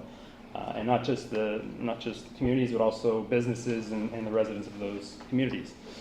And again, it utilizes the existing infrastructure. The landfill has numerous facilities there, maintenance facilities, scales, roads. Those will be used much longer if this project is implemented. Just to kind of highlight the public engagement, it was quite a vast public engagement process. We did 4 notices in the provincial but also local paper, Telegraph Journal, between September 2023 and January 2024. And we also distributed pamphlets to over 1,800 households in the area around the landfill. And we did that twice over the public consultation period. A project-specific website was created, and it's still active today, and it's linked from the main Fundy Regis Service Commission page. On October 3rd, 2023, we held a virtual public information session. About 50 people attended, and this was approved by the Department of Environment as a public consultation method before we did it. Later that month, in mid-October, we had an in-person site tour and discussion with members of Crane Mountain Enhancement Inc., just to talk about the project and also tour the site and have some conversations about it. Based on feedback, we had additional public consultation in January 2024. We had a in-person meeting in the town of Grand Bay, Westfield, and 112 people attended that meeting. And this was based on feedback from you as a board to have that additional consultation. Our public consultation report was compiled and submitted to Department of Environment in March, and in that document, it's posted on the project-specific website if anyone wants to read the whole thing. But all public correspondence was included in that, and that's messages that were received from the public and also the responses. Just a little bit about the EIA and determination review process. This is taken right from the guide that's published online. It can be, if you're interested in reading the whole thing, you just have to search a guide to environmental impact assessment in New Brunswick. And just wanted to give a little bit more background about the TRC and what that is. So the Technical Review Committee is a specific panel of experts that is convened for each environmental impact assessment. And it includes people from federal, provincial, and municipal government departments and agencies. So for this project, there would have been folks involved from Department of Transportation, Department of Health, Department of Environment. You would have had fisheries ecologists, terrestrial animal ecologists, that sort of thing, hydrogeologists, and surface water experts. So this panel was created specifically for this project, and this TRC reviews the registration document and provides feedback and comments. And it's an iterative process and interactive. So we make a submittal, they distribute it and comment. And if they have more questions, we have to respond to that and satisfy the TRC that all these issues have been addressed with appropriate mitigations, or that the risks are minimal. So through the TRC process and also the public consultation process, there were 4 predominant concerns identified. I'm not going to go into huge detail here, but happy to answer any questions from anyone about these at the end of the presentation. But the 4, I'd say, predominant concerns are, potential effects on groundwater and wells, and also surface water, potential for odorous emissions from the facility, integrity of existing infrastructure, so that's the liners, the leachate collection systems, and also the increased visibility of the landfill. So the main takeaway here is that this would not be, the EIA would not be given to the Minister of the Environment for determination if the TRC was not satisfied that these had been addressed and that the appropriate mitigations have not been committed to in those documents. So each of these things were thoroughly investigated by the proponent, the commission, the landfill, and Gemtech, and we had to satisfy the TRC that these were taken into account and appropriately mitigated. So with that, we did receive determination. In this case, it was approval from the Minister of the Environment. There were 13 conditions, and overall, really nothing that was unexpected or determined to be overly onerous at this time. A lot of them are kind of standard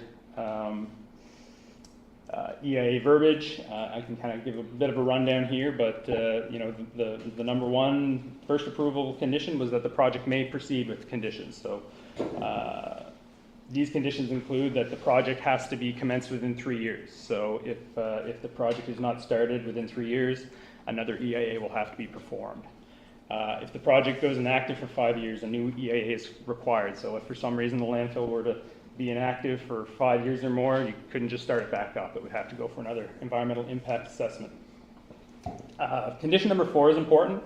It basically says, you've got to do what you said you were going to do in the EIA registration document and in the TRC submission. So, and that will be tracked and determined by the Department of Environment and local government. They're going to make sure that the landfill is doing what they said they were going to do. There's several things that need to be submitted to the Department of Environment. We need to update the environmental management plan and submit and get that approved to the Department of Environment. We need to apply for an approval to construct and apply for a revised approval to operate that will reflect the EIA. Those are standard things that are done all the time. So condition number 9 is the new maximum height of the landfill will be 117.5 meters above mean sea level. And that's what was asked for. So they approved it as was requested through the EIA process.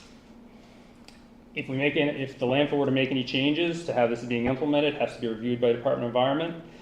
If the landfill were ever to be sold, you have to inform those new owners to adhere to the EIA conditions, and everyone on the site has to comply. So landfill staff, contractors, consultants, anyone, you need to apply by these conditions. They apply to everyone. The last condition, number 13, was that the commission has to reach out to the St. John Fire Department and revise the emergency management plan and develop a fire safety plan. So that's already been started. A member of the fire department visited the site with operational staff, had a tour, and did have a few concerns, and we're working with them to enhance some fire control measures at the site. So that's already underway. This slide, there's kind of a lot on here, but just from a high level, it's just really trying to demonstrate that the landfill operational staff and who run it here, they're not waiting for regulators to tell them how to improve. They're always doing research and always looking at enhancing, the operations, the monitoring, and working with stakeholders. These are things that are already being worked on or have been done, and they're considered outside the EIA determination. So these aren't including the EIA determination, but the landfill's already doing them. Just for example, a few of the key ones are, the landfill has worked with Crane Mountain Enhancement Inc. and their consultant EXP to enhance some groundwater monitoring in perimeter wells around the cells, and that was done 3 years ago. That's based on a recommendation from them. They're also looking at improving the landfill gas collection system by dewatering the gas wells to improve flow of gas and enhance collection. Also looking at new utilization opportunities here. That'll be done in the short future, hopefully. But yeah, there's just a number of things here. There's active explorations of new waste management technologies, at least 3 that Mark has told me about, and there's been a new aggregate source approved that will help mitigate any impacts on local pits and quarries. Happy to answer any questions. Anyone has anything at the end again? So I know I'm kind of going quickly through this, but so today the purpose of the presentation was to provide an update and provide familiarization to you, the board, to familiarize ourselves with the EIA and the conditions, the determination. And as Mark said, also looking for approval of next steps. So those next steps are the development of a business case with Gemtech and other consultants to show that this is an economical opportunity here, and to demonstrate that. Some of these consultants are people that are familiar with municipal operations. One of the folks that we'll probably have working on it is Jeff Trail. He's familiar with the city and the region. We're going to present the draft business case to the CAOs and executive of member communities here, and then present the business case to the board, as Mark said, hopefully at the next commission meeting, and get determination from the board whether or not to proceed with this project. So I guess that's what I have for presentation. Again, if anyone has any questions, more than happy to help.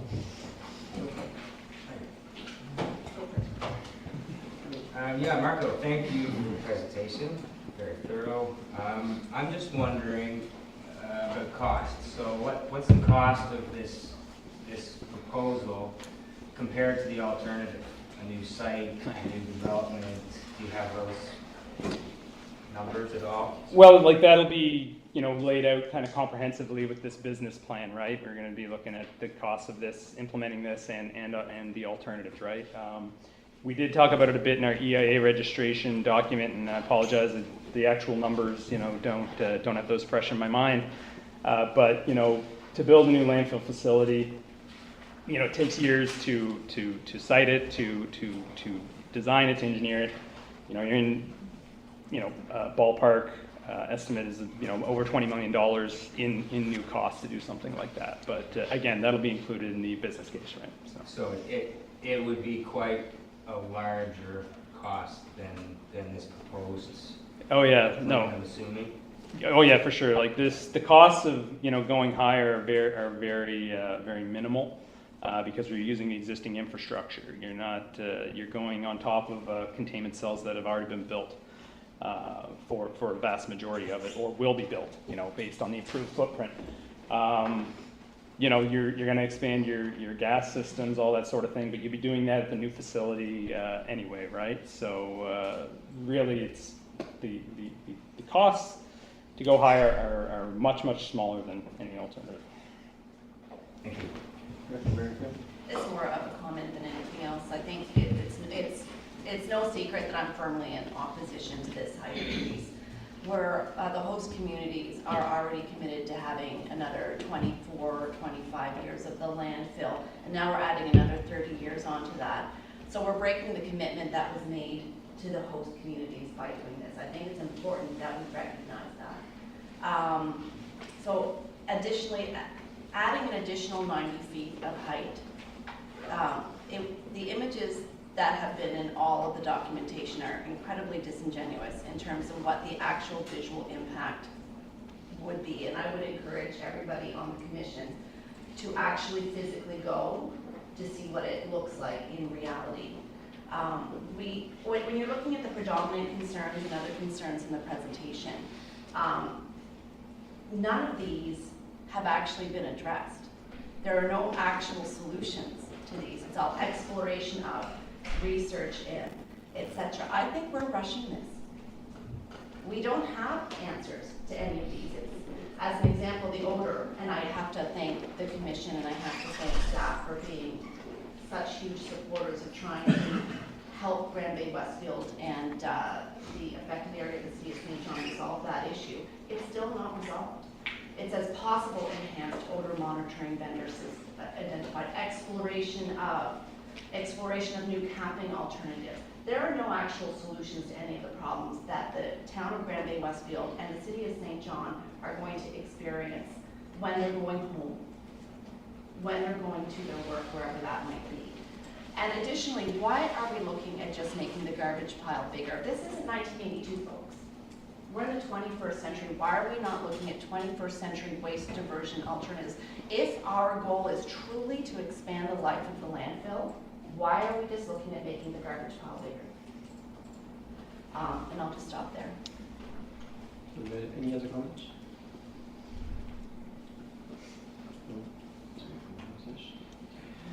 Two resolutions we're seeing. Yeah, we have a receiving file, motion to receive and file, please. On the question, those in favor? Aye. Those against? Motion carried. The next one here, the next motion looking for is that the board approve the next steps outlined in the GymTech presentation, including the development of the business case between the FRSC staff, GymTech, and others, including the consultation with the regional CAOs and the FRSC executive.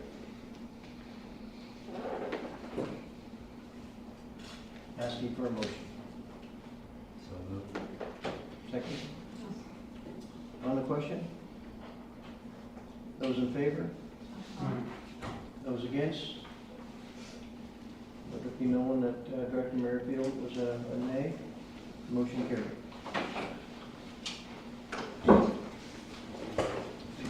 Okay, thank you.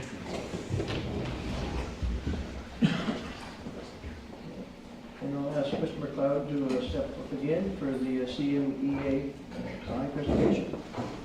Thank you, Mr. Chair. John, it's you presenting, I think, yeah.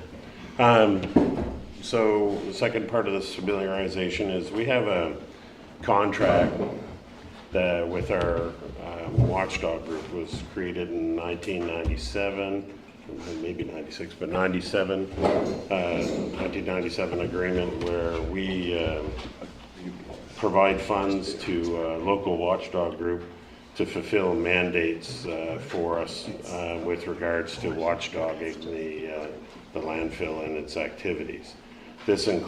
Part of these mandates include CMEI providing familiarization of landfill activities to the public, familiarization of landfill activities to the minister, and also bringing feedback from the watchdog group and the community back to the board. So as part of that, this is part of that process and obligation under that contract, and we felt it prudent that you hear the watchdog group side of the story with regards to this project. And so I have John Dowd here, the chair of CMEI, to present to you. And at the end of the presentation, if there's any technical questions that have to be answered, then I would direct you to either Mr. Dowd himself or to staff or to the consultant, depending on the nature of the question. Anyway, thank you, John. Thank you very much. Morning, ladies and gentlemen. I'm happy to be here. Thank you for giving me your time. This is what I'm going to go over today. I want to talk very briefly about our role, our objective, our concerns, and some recommended actions. Our objective today is fairly simple. We just want to make sure you understand our concerns. And we are going to very briefly talk about the augmentation project. But what I want you to understand more than anything else is that this landfill, in our opinion, is a ticking time bomb, as it exists now. Just who we are, I'm sure you understand who we are, but it's important to know that we are created by an order in council. That was done in 1996. And our major role is to monitor the facility. We are funded by the landfill, so we are an organization that is funded, and we have a specific mandate. Our concerns start with the technology. The landfill was created 25 years ago, and still operates based on that knowledge. What was known 30 years ago what was unknown 30 years ago is now becoming well known. As part of our work, we have hired an engineering company called EXP out of Moncton to assist us in what we do. And they've hired Dr. Kerry Rowe from Queen's, who's a renowned expert in landfill construction and operation. Dr. Rowe researches landfills around the world, and his expertise is much sought after. The biggest advance in the understanding of landfills is the effects of PFAS. These are known as forever chemicals, and microplastics, the effects they have on the liner and on people's health.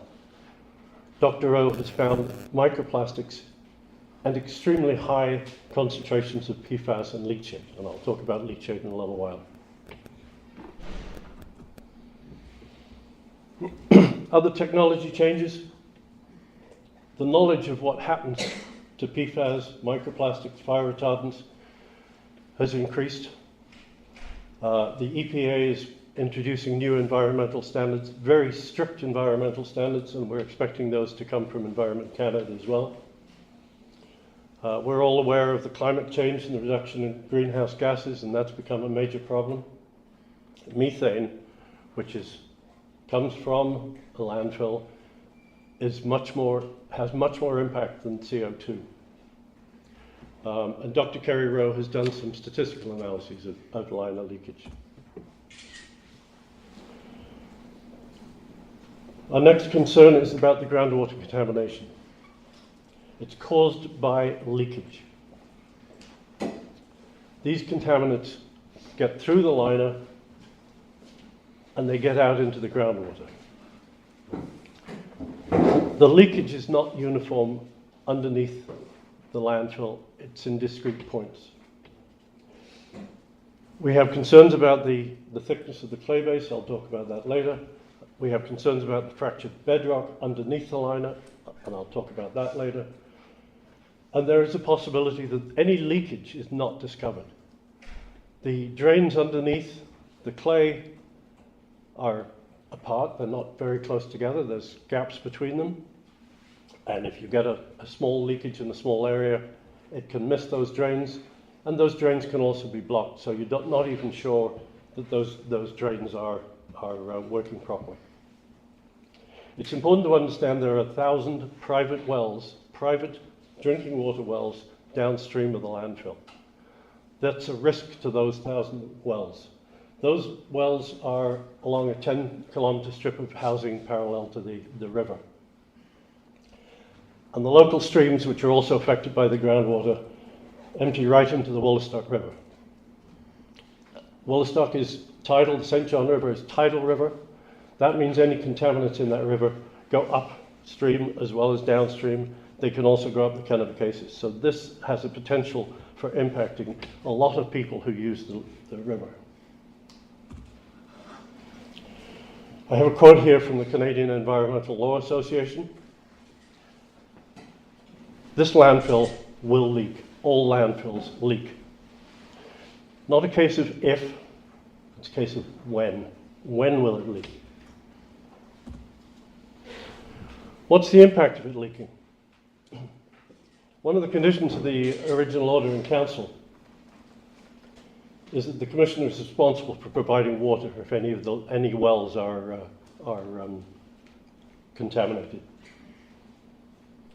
And that's a huge impact, trying to get water to that area. Also, what we're learning is that the monitoring doesn't end when the landfill closes. The monitoring needs to continue for at least 100 years after the landfill closes. That's another financial impact. Talking about liners, in 2009, a company called ADI, who are now EXP that we hire, they performed an environmental analysis of the landfill. One of the recommendations was the use of a double liner. That recommendation has been ignored. The reliability of the clay base was 25 years. And it's important to understand, going back to the double liner, Dr. Rowe, who is, as I said, has looked into this in detail, said single liners should not be used. That means you can't go back and fix what's there, but the new cells that are still available, they need to have a double liner. There was a report suggested that the leakage would, if any leakage might reach the community in 20 to 200 years, which is a very wide range. But cell number 1 is most likely already leaking through the clay base into the groundwater.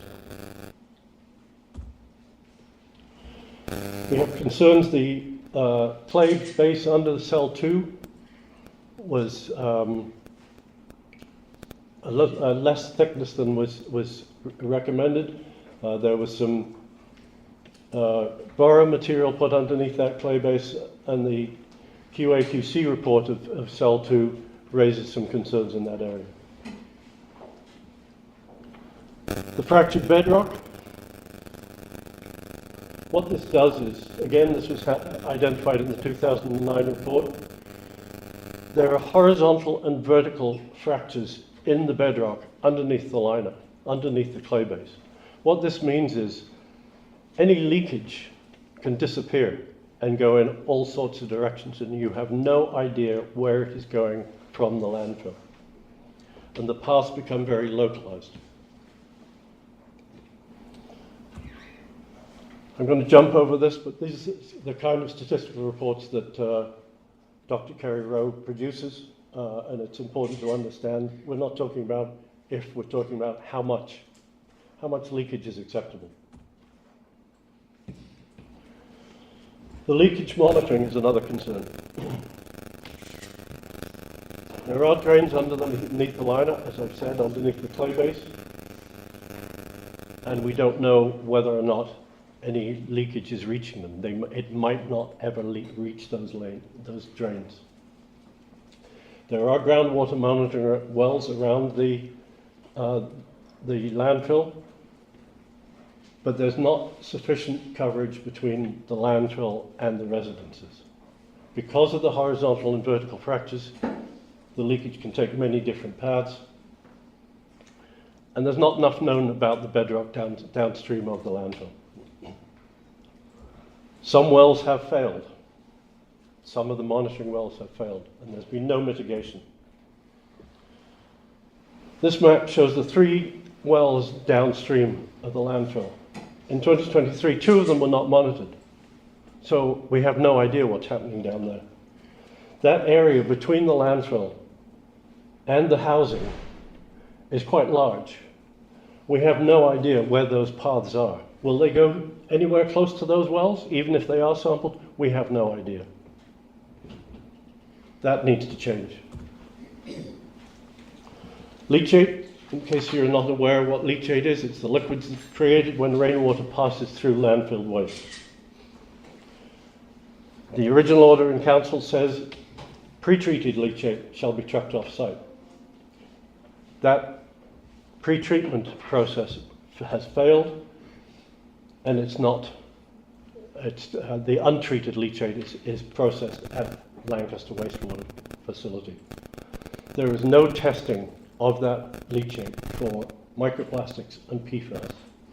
And Dr. Rowe has stated quite categorically, leachate must be tested for PFAS. There are significant quantities in the leachate. That means when that leachate is disposed in the Lancaster facility, it'll end up in the Bay of Fundy. These contaminants bioaccumulate in marine organisms and the marine life that feed on those organisms. One of the findings that has been discovered is that the Inuit, whose diet consists of marine life, have extremely high quantities of contaminants. It's not a trivial problem in this area. Anybody who lives on seafood or eats the seafood is at risk. The methane emissions, there is a landfill gas collection system in place to capture the methane. There is a report produced last fall by Tetra Tech that says 55 of 76 landfill gas extraction wells are not functioning. It's no wonder there's a smell, because it's the methane that smells. Again, we've seen no mitigation of that. It's well known, there are several reports, and there's work being done in Halifax, at the University of Halifax, on landfills being a significant source of greenhouse gas. The impact obviously is the odor, but a fully operational collection system will assist in the reduction of greenhouse gases. Community and the environment. As I've said, there are 1,000 private wells downstream of the landfill. The area in that is solid bedrock. So if you have to put pipes in or truck water that is a significant expense. And that should be a major concern of the Service Commission. Grand Bay Westfield is beginning to grow, and the sight lines of the landfill are not pretty. And residents complain when they drive by and they smell it. Those trees are about 40 feet. That's the top of the landfill that you can see right there. You add 90 feet onto that, that's a major impact. A different picture shows the same sort of area. That's the top of the landfill.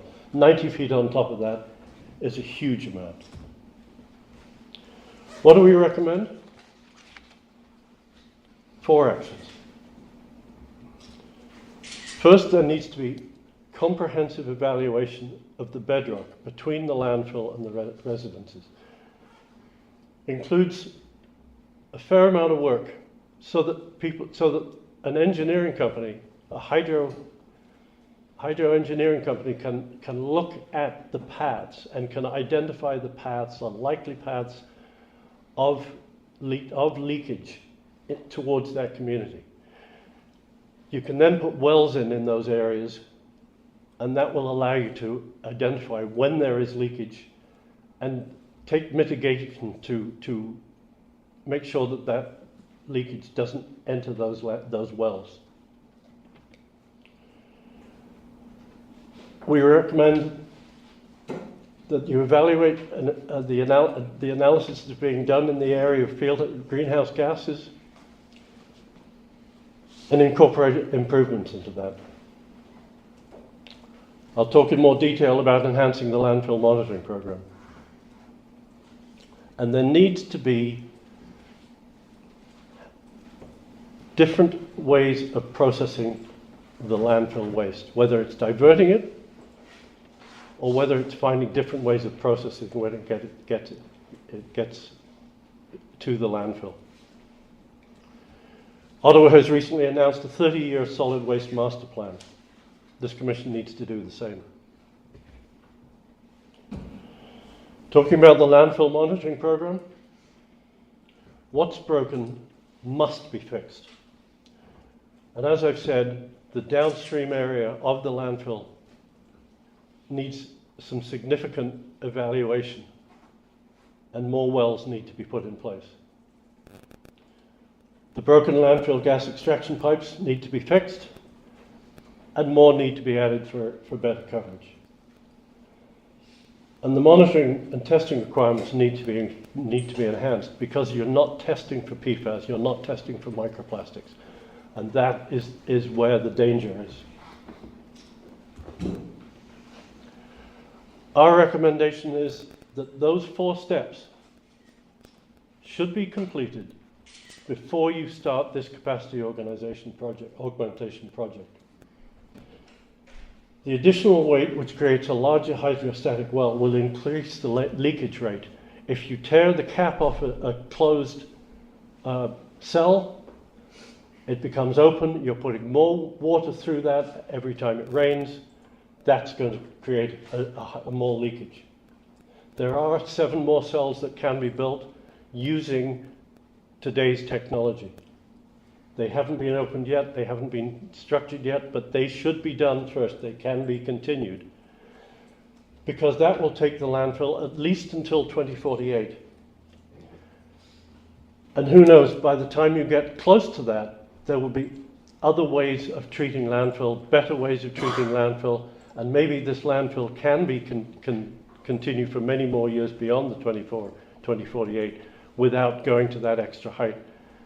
Anything you do to the cells that have already been completed is a potential for a disaster. Thank you. Thank you. Any questions from the board? Director Mayfield? Thank you, Mr. Deck, for that presentation. I have a question regarding Order in Council 96-849.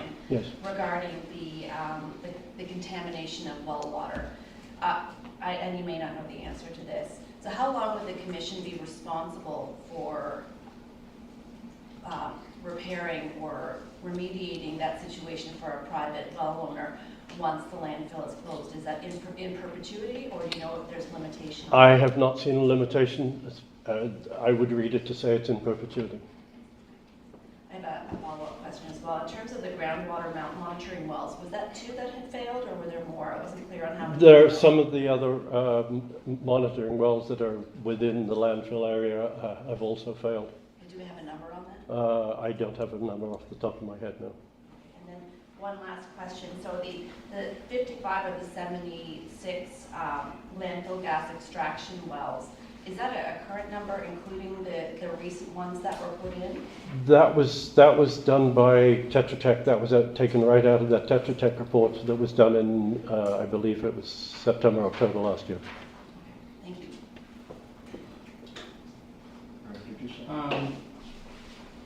This Dr. Rowe you mentioned here, what's he a doctor of? He's a senior chair at Queen's University. His expertise is in landfill construction, landfill operation, and liners. I'm not sure what his exact title is. Because I can look it up for you if you wish. yeah, I was just wondering, if you have a doctor, a dentist that's called a doctor. No. He's a senior chair at Queen's University in landfill, with its expertise in landfills. So yes, he is highly qualified. Okay, any questions? I have a question. This one might be for Mark or Marco. So the 55 of the 76 existing LFG extraction wells are non-functional. Is there a plan on top of this enhancement project to have this issue mitigated? Yeah, so with regards to those wells, that's only a partial quote up there, of course. If you look at the whole thing, it's really, the wells weren't functional because the outside collection system for the flare and the genset units were down. Those are running now, so all those wells are running. There's no need to present a mitigation report on wells that are all running. Okay. So right now, the main thing that we're focusing on is now that the wells are all running, how can we make them perform better? So we brought in we have a solar well coming in for a test to see if we can draw water down at a reasonable rate, and then have those wells perform better with more access. So that's the mitigation plan. But all those wells are running. So it's inaccurate. It's kind of it's inaccurate or not timely or whatever word we want to use. Perfect. Thank you, Mark. Okay. Any questions? So if we are looking at this as going higher, not where we want to go, we need to have like a costing of what the other options are, period. And that's what it comes down to. Our decision comes down to, my concern is, of course, with the residents and stuff around. Of course, we're all concerned, but nobody would want that. So we need to make this the best we can make it. So I guess if we don't expand the one that's existing, we're going to move it or put it somewhere else possibly. Then it becomes that area. So I just don't know where we're going to go with that, but it'd be pretty tough to make that decision without costing of another place. You know what I'm saying? And the area, and then it's got to go through all the governmental approvals and then public approvals. So I don't see that happening within the time limit that this project has to start. 3 years, that's within 3 years. That's going to be a tough road to reach, but I just don't know what our options are, I guess. Your option is to spend those 3 years to look at alternatives.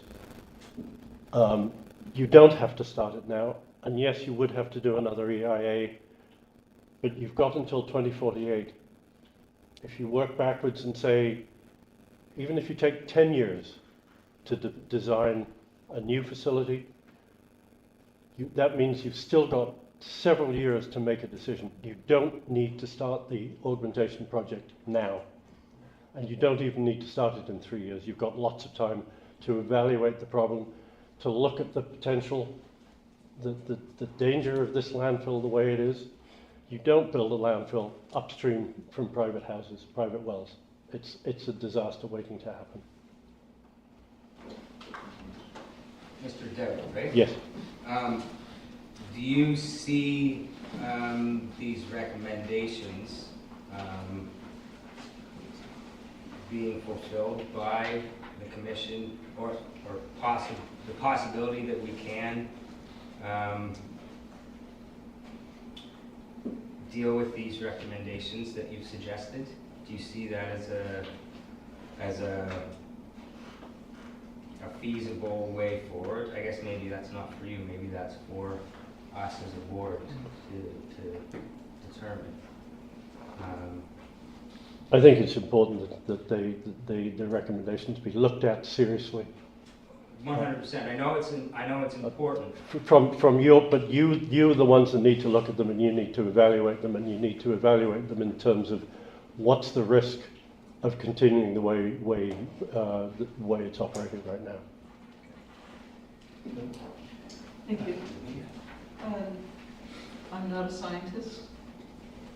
I look at both sides of the information. That's my job, is to weigh out, to make the best educated decision that I can. When Marco had said that there was a technical review committee and named off all of the various departments from government who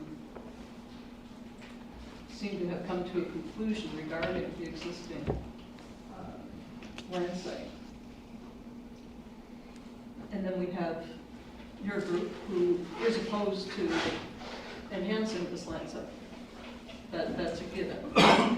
So I'm just wondering, like, the science that you are working with, I'm not sure where that's coming from, other than that you're hoping that it doesn't happen. There may be ultimately the right solution may be to increase the height of the landfill. So we're not opposed to the augmentation. We are opposed to the augmentation starting now. By the time 2035, 2045 rolls around, landfill technology will have changed and will be much further advanced. We don't know what it'll look like then. There may be much better ways of processing landfill waste. We have no idea. And the technology that existed 20 years ago, there's been so many changes in technology just in 20 years. In another 20 years, who knows what more we're going to see. Our concern is the current danger, the current risk of this landfill and the leakage of this landfill. The height increase is potentially making it worse because you're opening up current cells that are capped. Once they're capped, the amount of rainwater that gets into those areas drops considerably, and there is less potential leakage. The leakage occurs when rainwater goes through the leachate is created when rainwater goes through the garbage.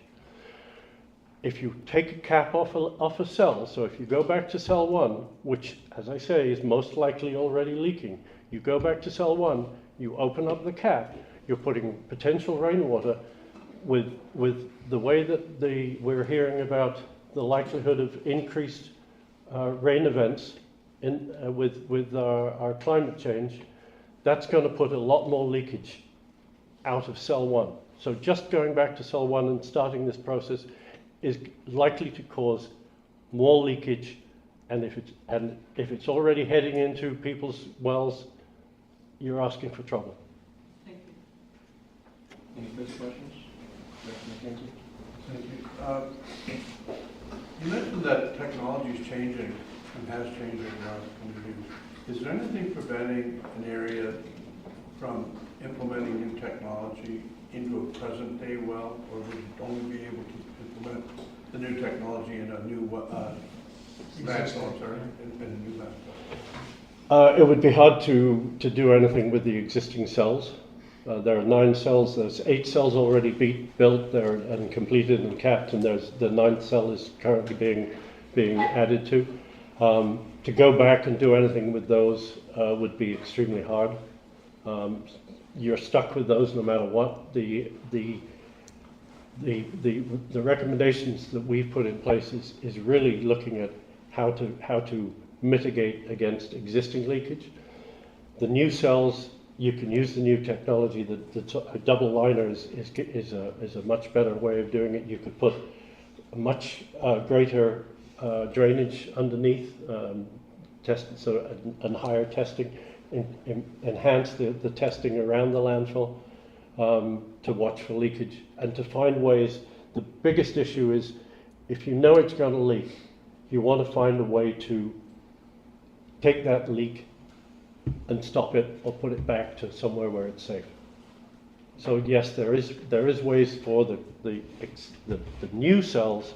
There's not much you can do about the existing cells except increase the monitoring of them and make sure that you capture the leakage when it goes out. So just to follow up, and I'll direct this to you, Mark. In the last 20 years, have we introduced any new processes or technology into the landfill to help use this problem?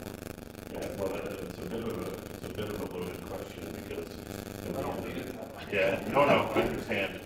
Because we need to really look at the context of where the verbiage comes from. The first thing that I would say is that the comparatives that were being given on the double liner system to our liner system aren't valid. And the reason they're not valid is because our liner system is a marine clay base with a layer of HDPE on top of that. So in essence, it's 2 barriers to access to the ground. And we were at a landfill design conference in Wisconsin, and they basically said the best liner system out there, and this was just 2018 or 19? 2018 or 19. Marine clay is the best system that you can have out there in the sense of a liner system. And just for clarification, Dr. Rowe was involved in the design of our leachate collection system. So we're very familiar with Dr. Rowe and that whole process. Okay. So by taking the comparison of saying, oh, we've got the double liner system is a HDPE liner with really a till in between, maybe a clay till in between, which isn't really a barrier, it's just a cushion, and then another HDPE liner under that. So to suggest that that till is equal to clay and to say, hey, we're going to pull that second liner out and do a comparison of that, it's kind of inaccurate.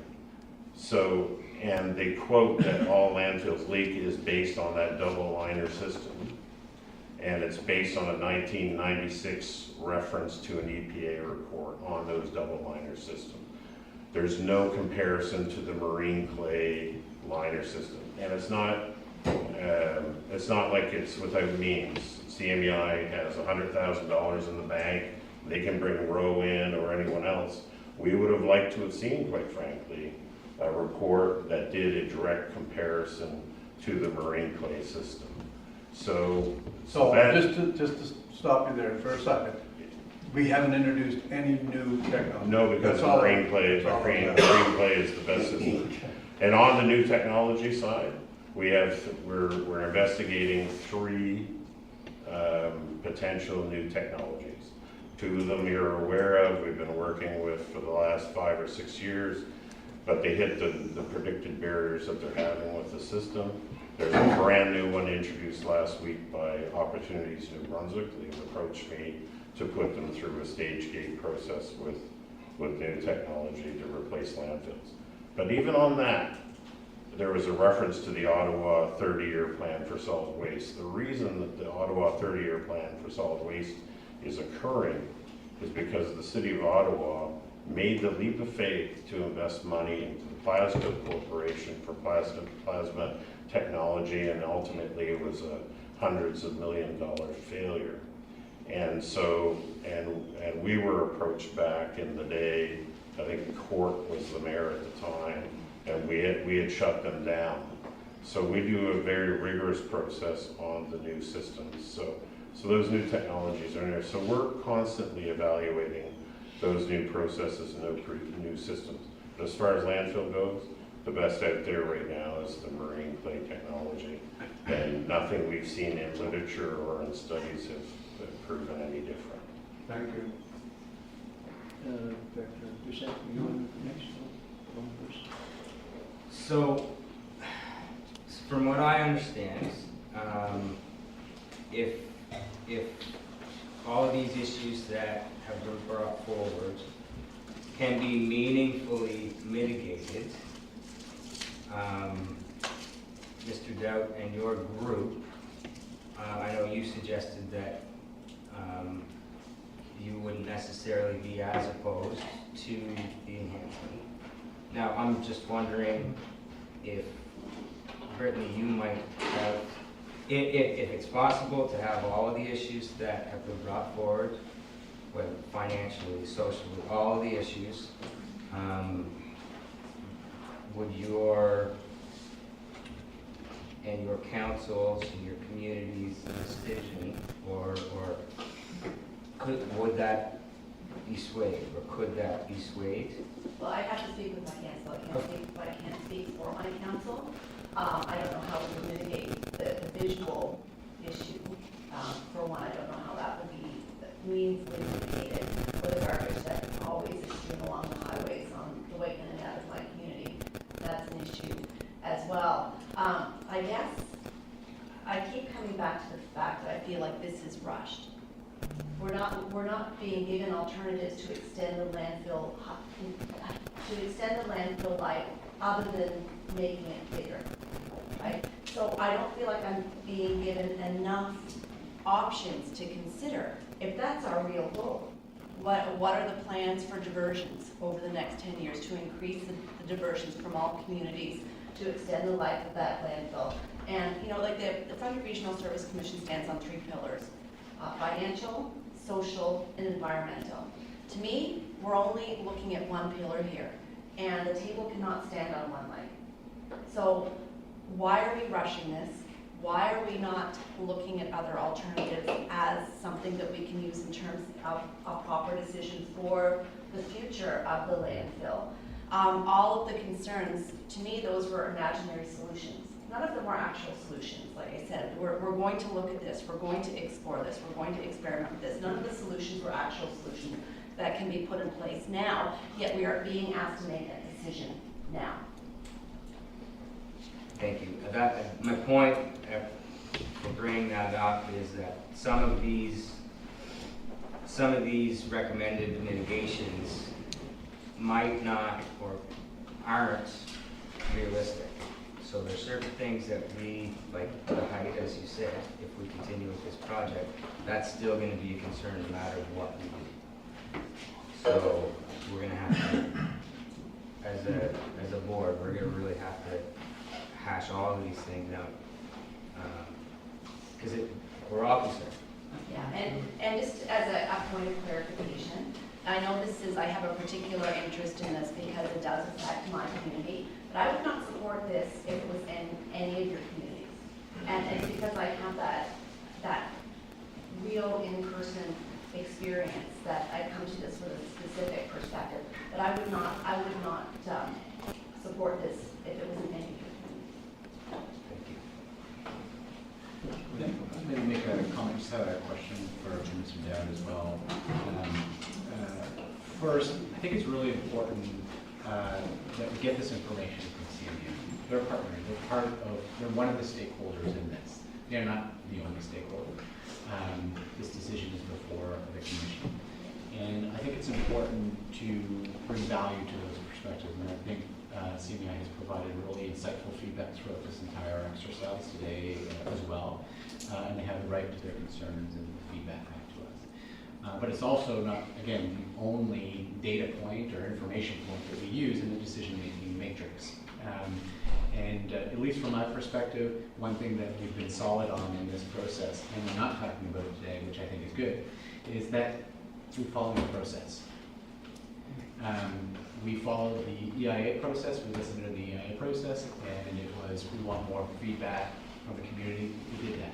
We got more feedback, we collected more feedback. It started back in February, we kind of brought that along. We gave different touch points to this board, the board collected that. We collected information from CMI, we collected that. We asked the province if they needed any more information from us to make their determination, we've done that. Now, last meeting, we got the conditional approval, I think a day or two before the last meeting, so we didn't want to kind of rush into it. And I know Mr. Dowd was like, are you going for it? I was like, we're not going to deal with it, we're just going to acknowledge it, and then we'll do this right in June. So we're doing just that. We said, we brought Gemtech in and said, let's do a summary of what's happened, and let's give the board a little understanding of what still needs to be done. We're not rushing into a decision today on this. And now we've got a mandate from the board, proceed with kind of developing that case and come back to us and how you mitigate that. Things you heard today, certainly part of it. Things we heard during the EIA process, certainly part of that. And I think when we come back, and if we were like, business case is right, no topic on diversion, no topic on odor, I suspect you all would say, I think you missed something, right? So I think we know what the mandate is, we've heard it. So I just want to maybe place that in context. I think that's really important. My question to Mr. Dowd is about the province. And this is how I've kind of faced some of these questions that I've heard is, why do you think the province isn't requiring some of the things that you're looking for? Because we've gone through the regulatory process. We're upholding the regulatory expectations that are provided to us by the province, the number of wells, the checking and everything. We're, from the provincial standpoint, they're like, keep up the good work, you know, you've done your job, thank you very much. And certainly the feedback you get is not enough. So for me, it's almost like you're having a discussion to us, but you're also having a discussion to the province, saying, province, your standards are not up to par on what we think they should be.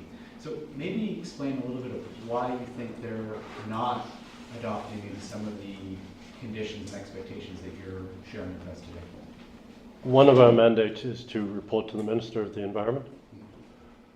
We have been trying to have a meeting with the Minister and his staff for about 4 months.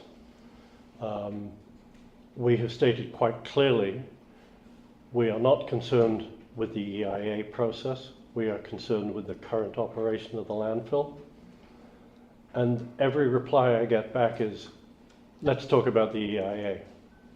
And I replied back again, and I think, I can't remember, I think it's 3 or 4 times. I've gone back and said, we are not concerned with the EIA.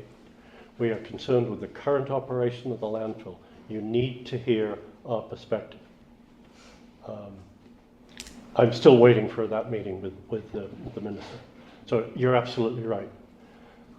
A lot of this needs to come from the Department of the Environment. The conditions of operation we don't feel are sufficient. There's nothing we can do about that unless the Minister listens to our point of view. And then they should have their experts who would we would hope, for just as an example, leachate needs to be tested for PFAS. The monitoring wells need to be tested for PFAS. That's not anywhere in there. So I'm not blaming the landfill for not testing for it. What I'm saying is it needs to be done. And yes, the Minister needs to put that in place. So that's where I am with the Minister. All right, no further questions? Thank you, I'd sir. like to just add one more thing.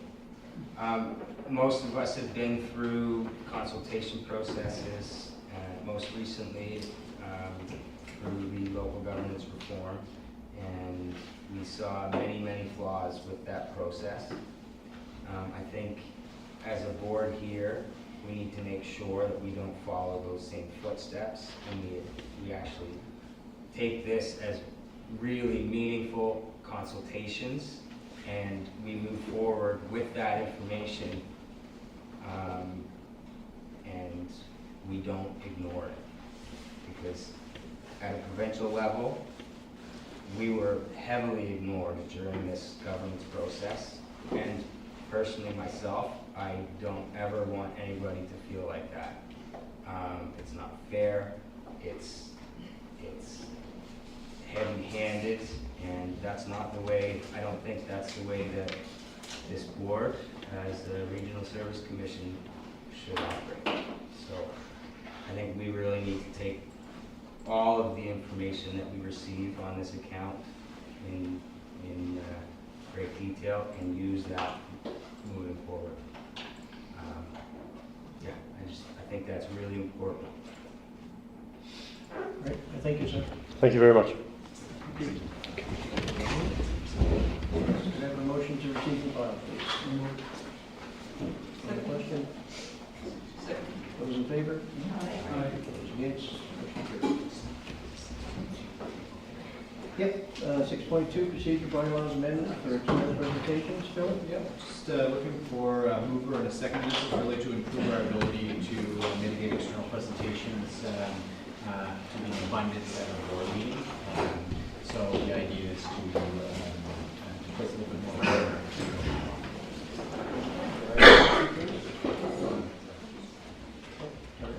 Okay, I don't have I did notice that in that bylaw, the election process was still the same. Am I correct in that? Okay. The procedural bylaw should be updated. We submitted it all. It's not the election procedure should be there. So we'll review that. If we sent you the wrong one, apologies. I'm not calling that. I mean, I'm just going by memory of the experience, but I do think that it was changed.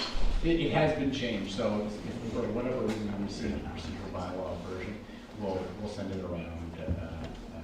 That includes it. So it's on the website right now. It should be updated. I'll review that for you. And I'm going to have to leave very shortly, so. Okay.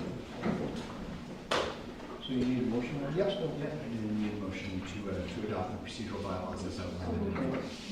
Seconded? Second, who's seconded? Those in favor? Aye. Those against? Motion carried. Okay, 7.1. So receive and file for Vision St. John's Fire budget. Seconded? Seconded by John. On the question? Those in favor? Aye. Those against? Motion carried.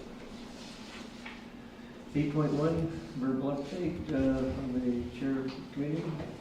Yeah, just regional facilities committee. So we did meet on June the 19th, and a few items that we talked about was included a possible method of alternative financing for the regional facility needs, because municipalities do not have the ability to borrow for facilities that they don't own. So if we have significant capital needs on the regional facility, we have to find a way to navigate that.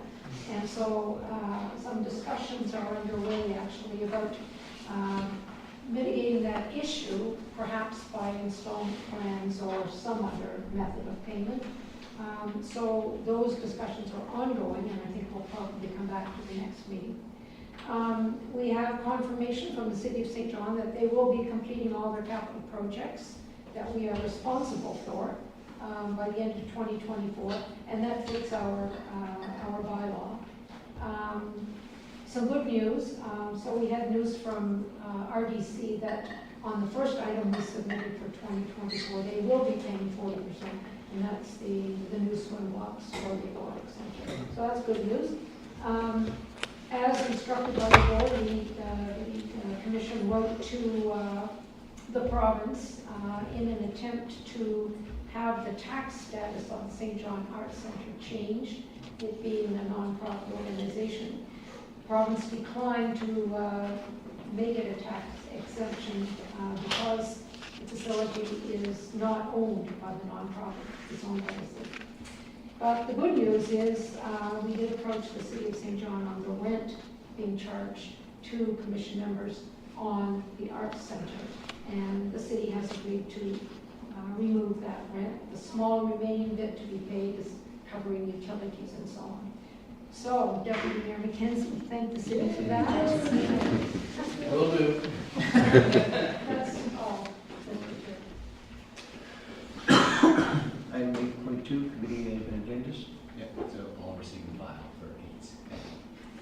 motion to receive and file, please. Seconder? Second? Second. On the question, those in favor? Aye. Those against, motion carries. And item number 9, under new business, appointment, it is a recommendation of the Board of Directors to appoint Andrew Fry as a replacement for Brian Baker for Fundy St. Martin's on the Fundy Regional Facilities Committee, effective immediately until February 28th, 2025. Could I have a motion, please? So moved. Second. On the question, those in favor? Aye. Those against, motion carried. And could I have a motion to adjourn, please? Meeting adjourned. Thank you.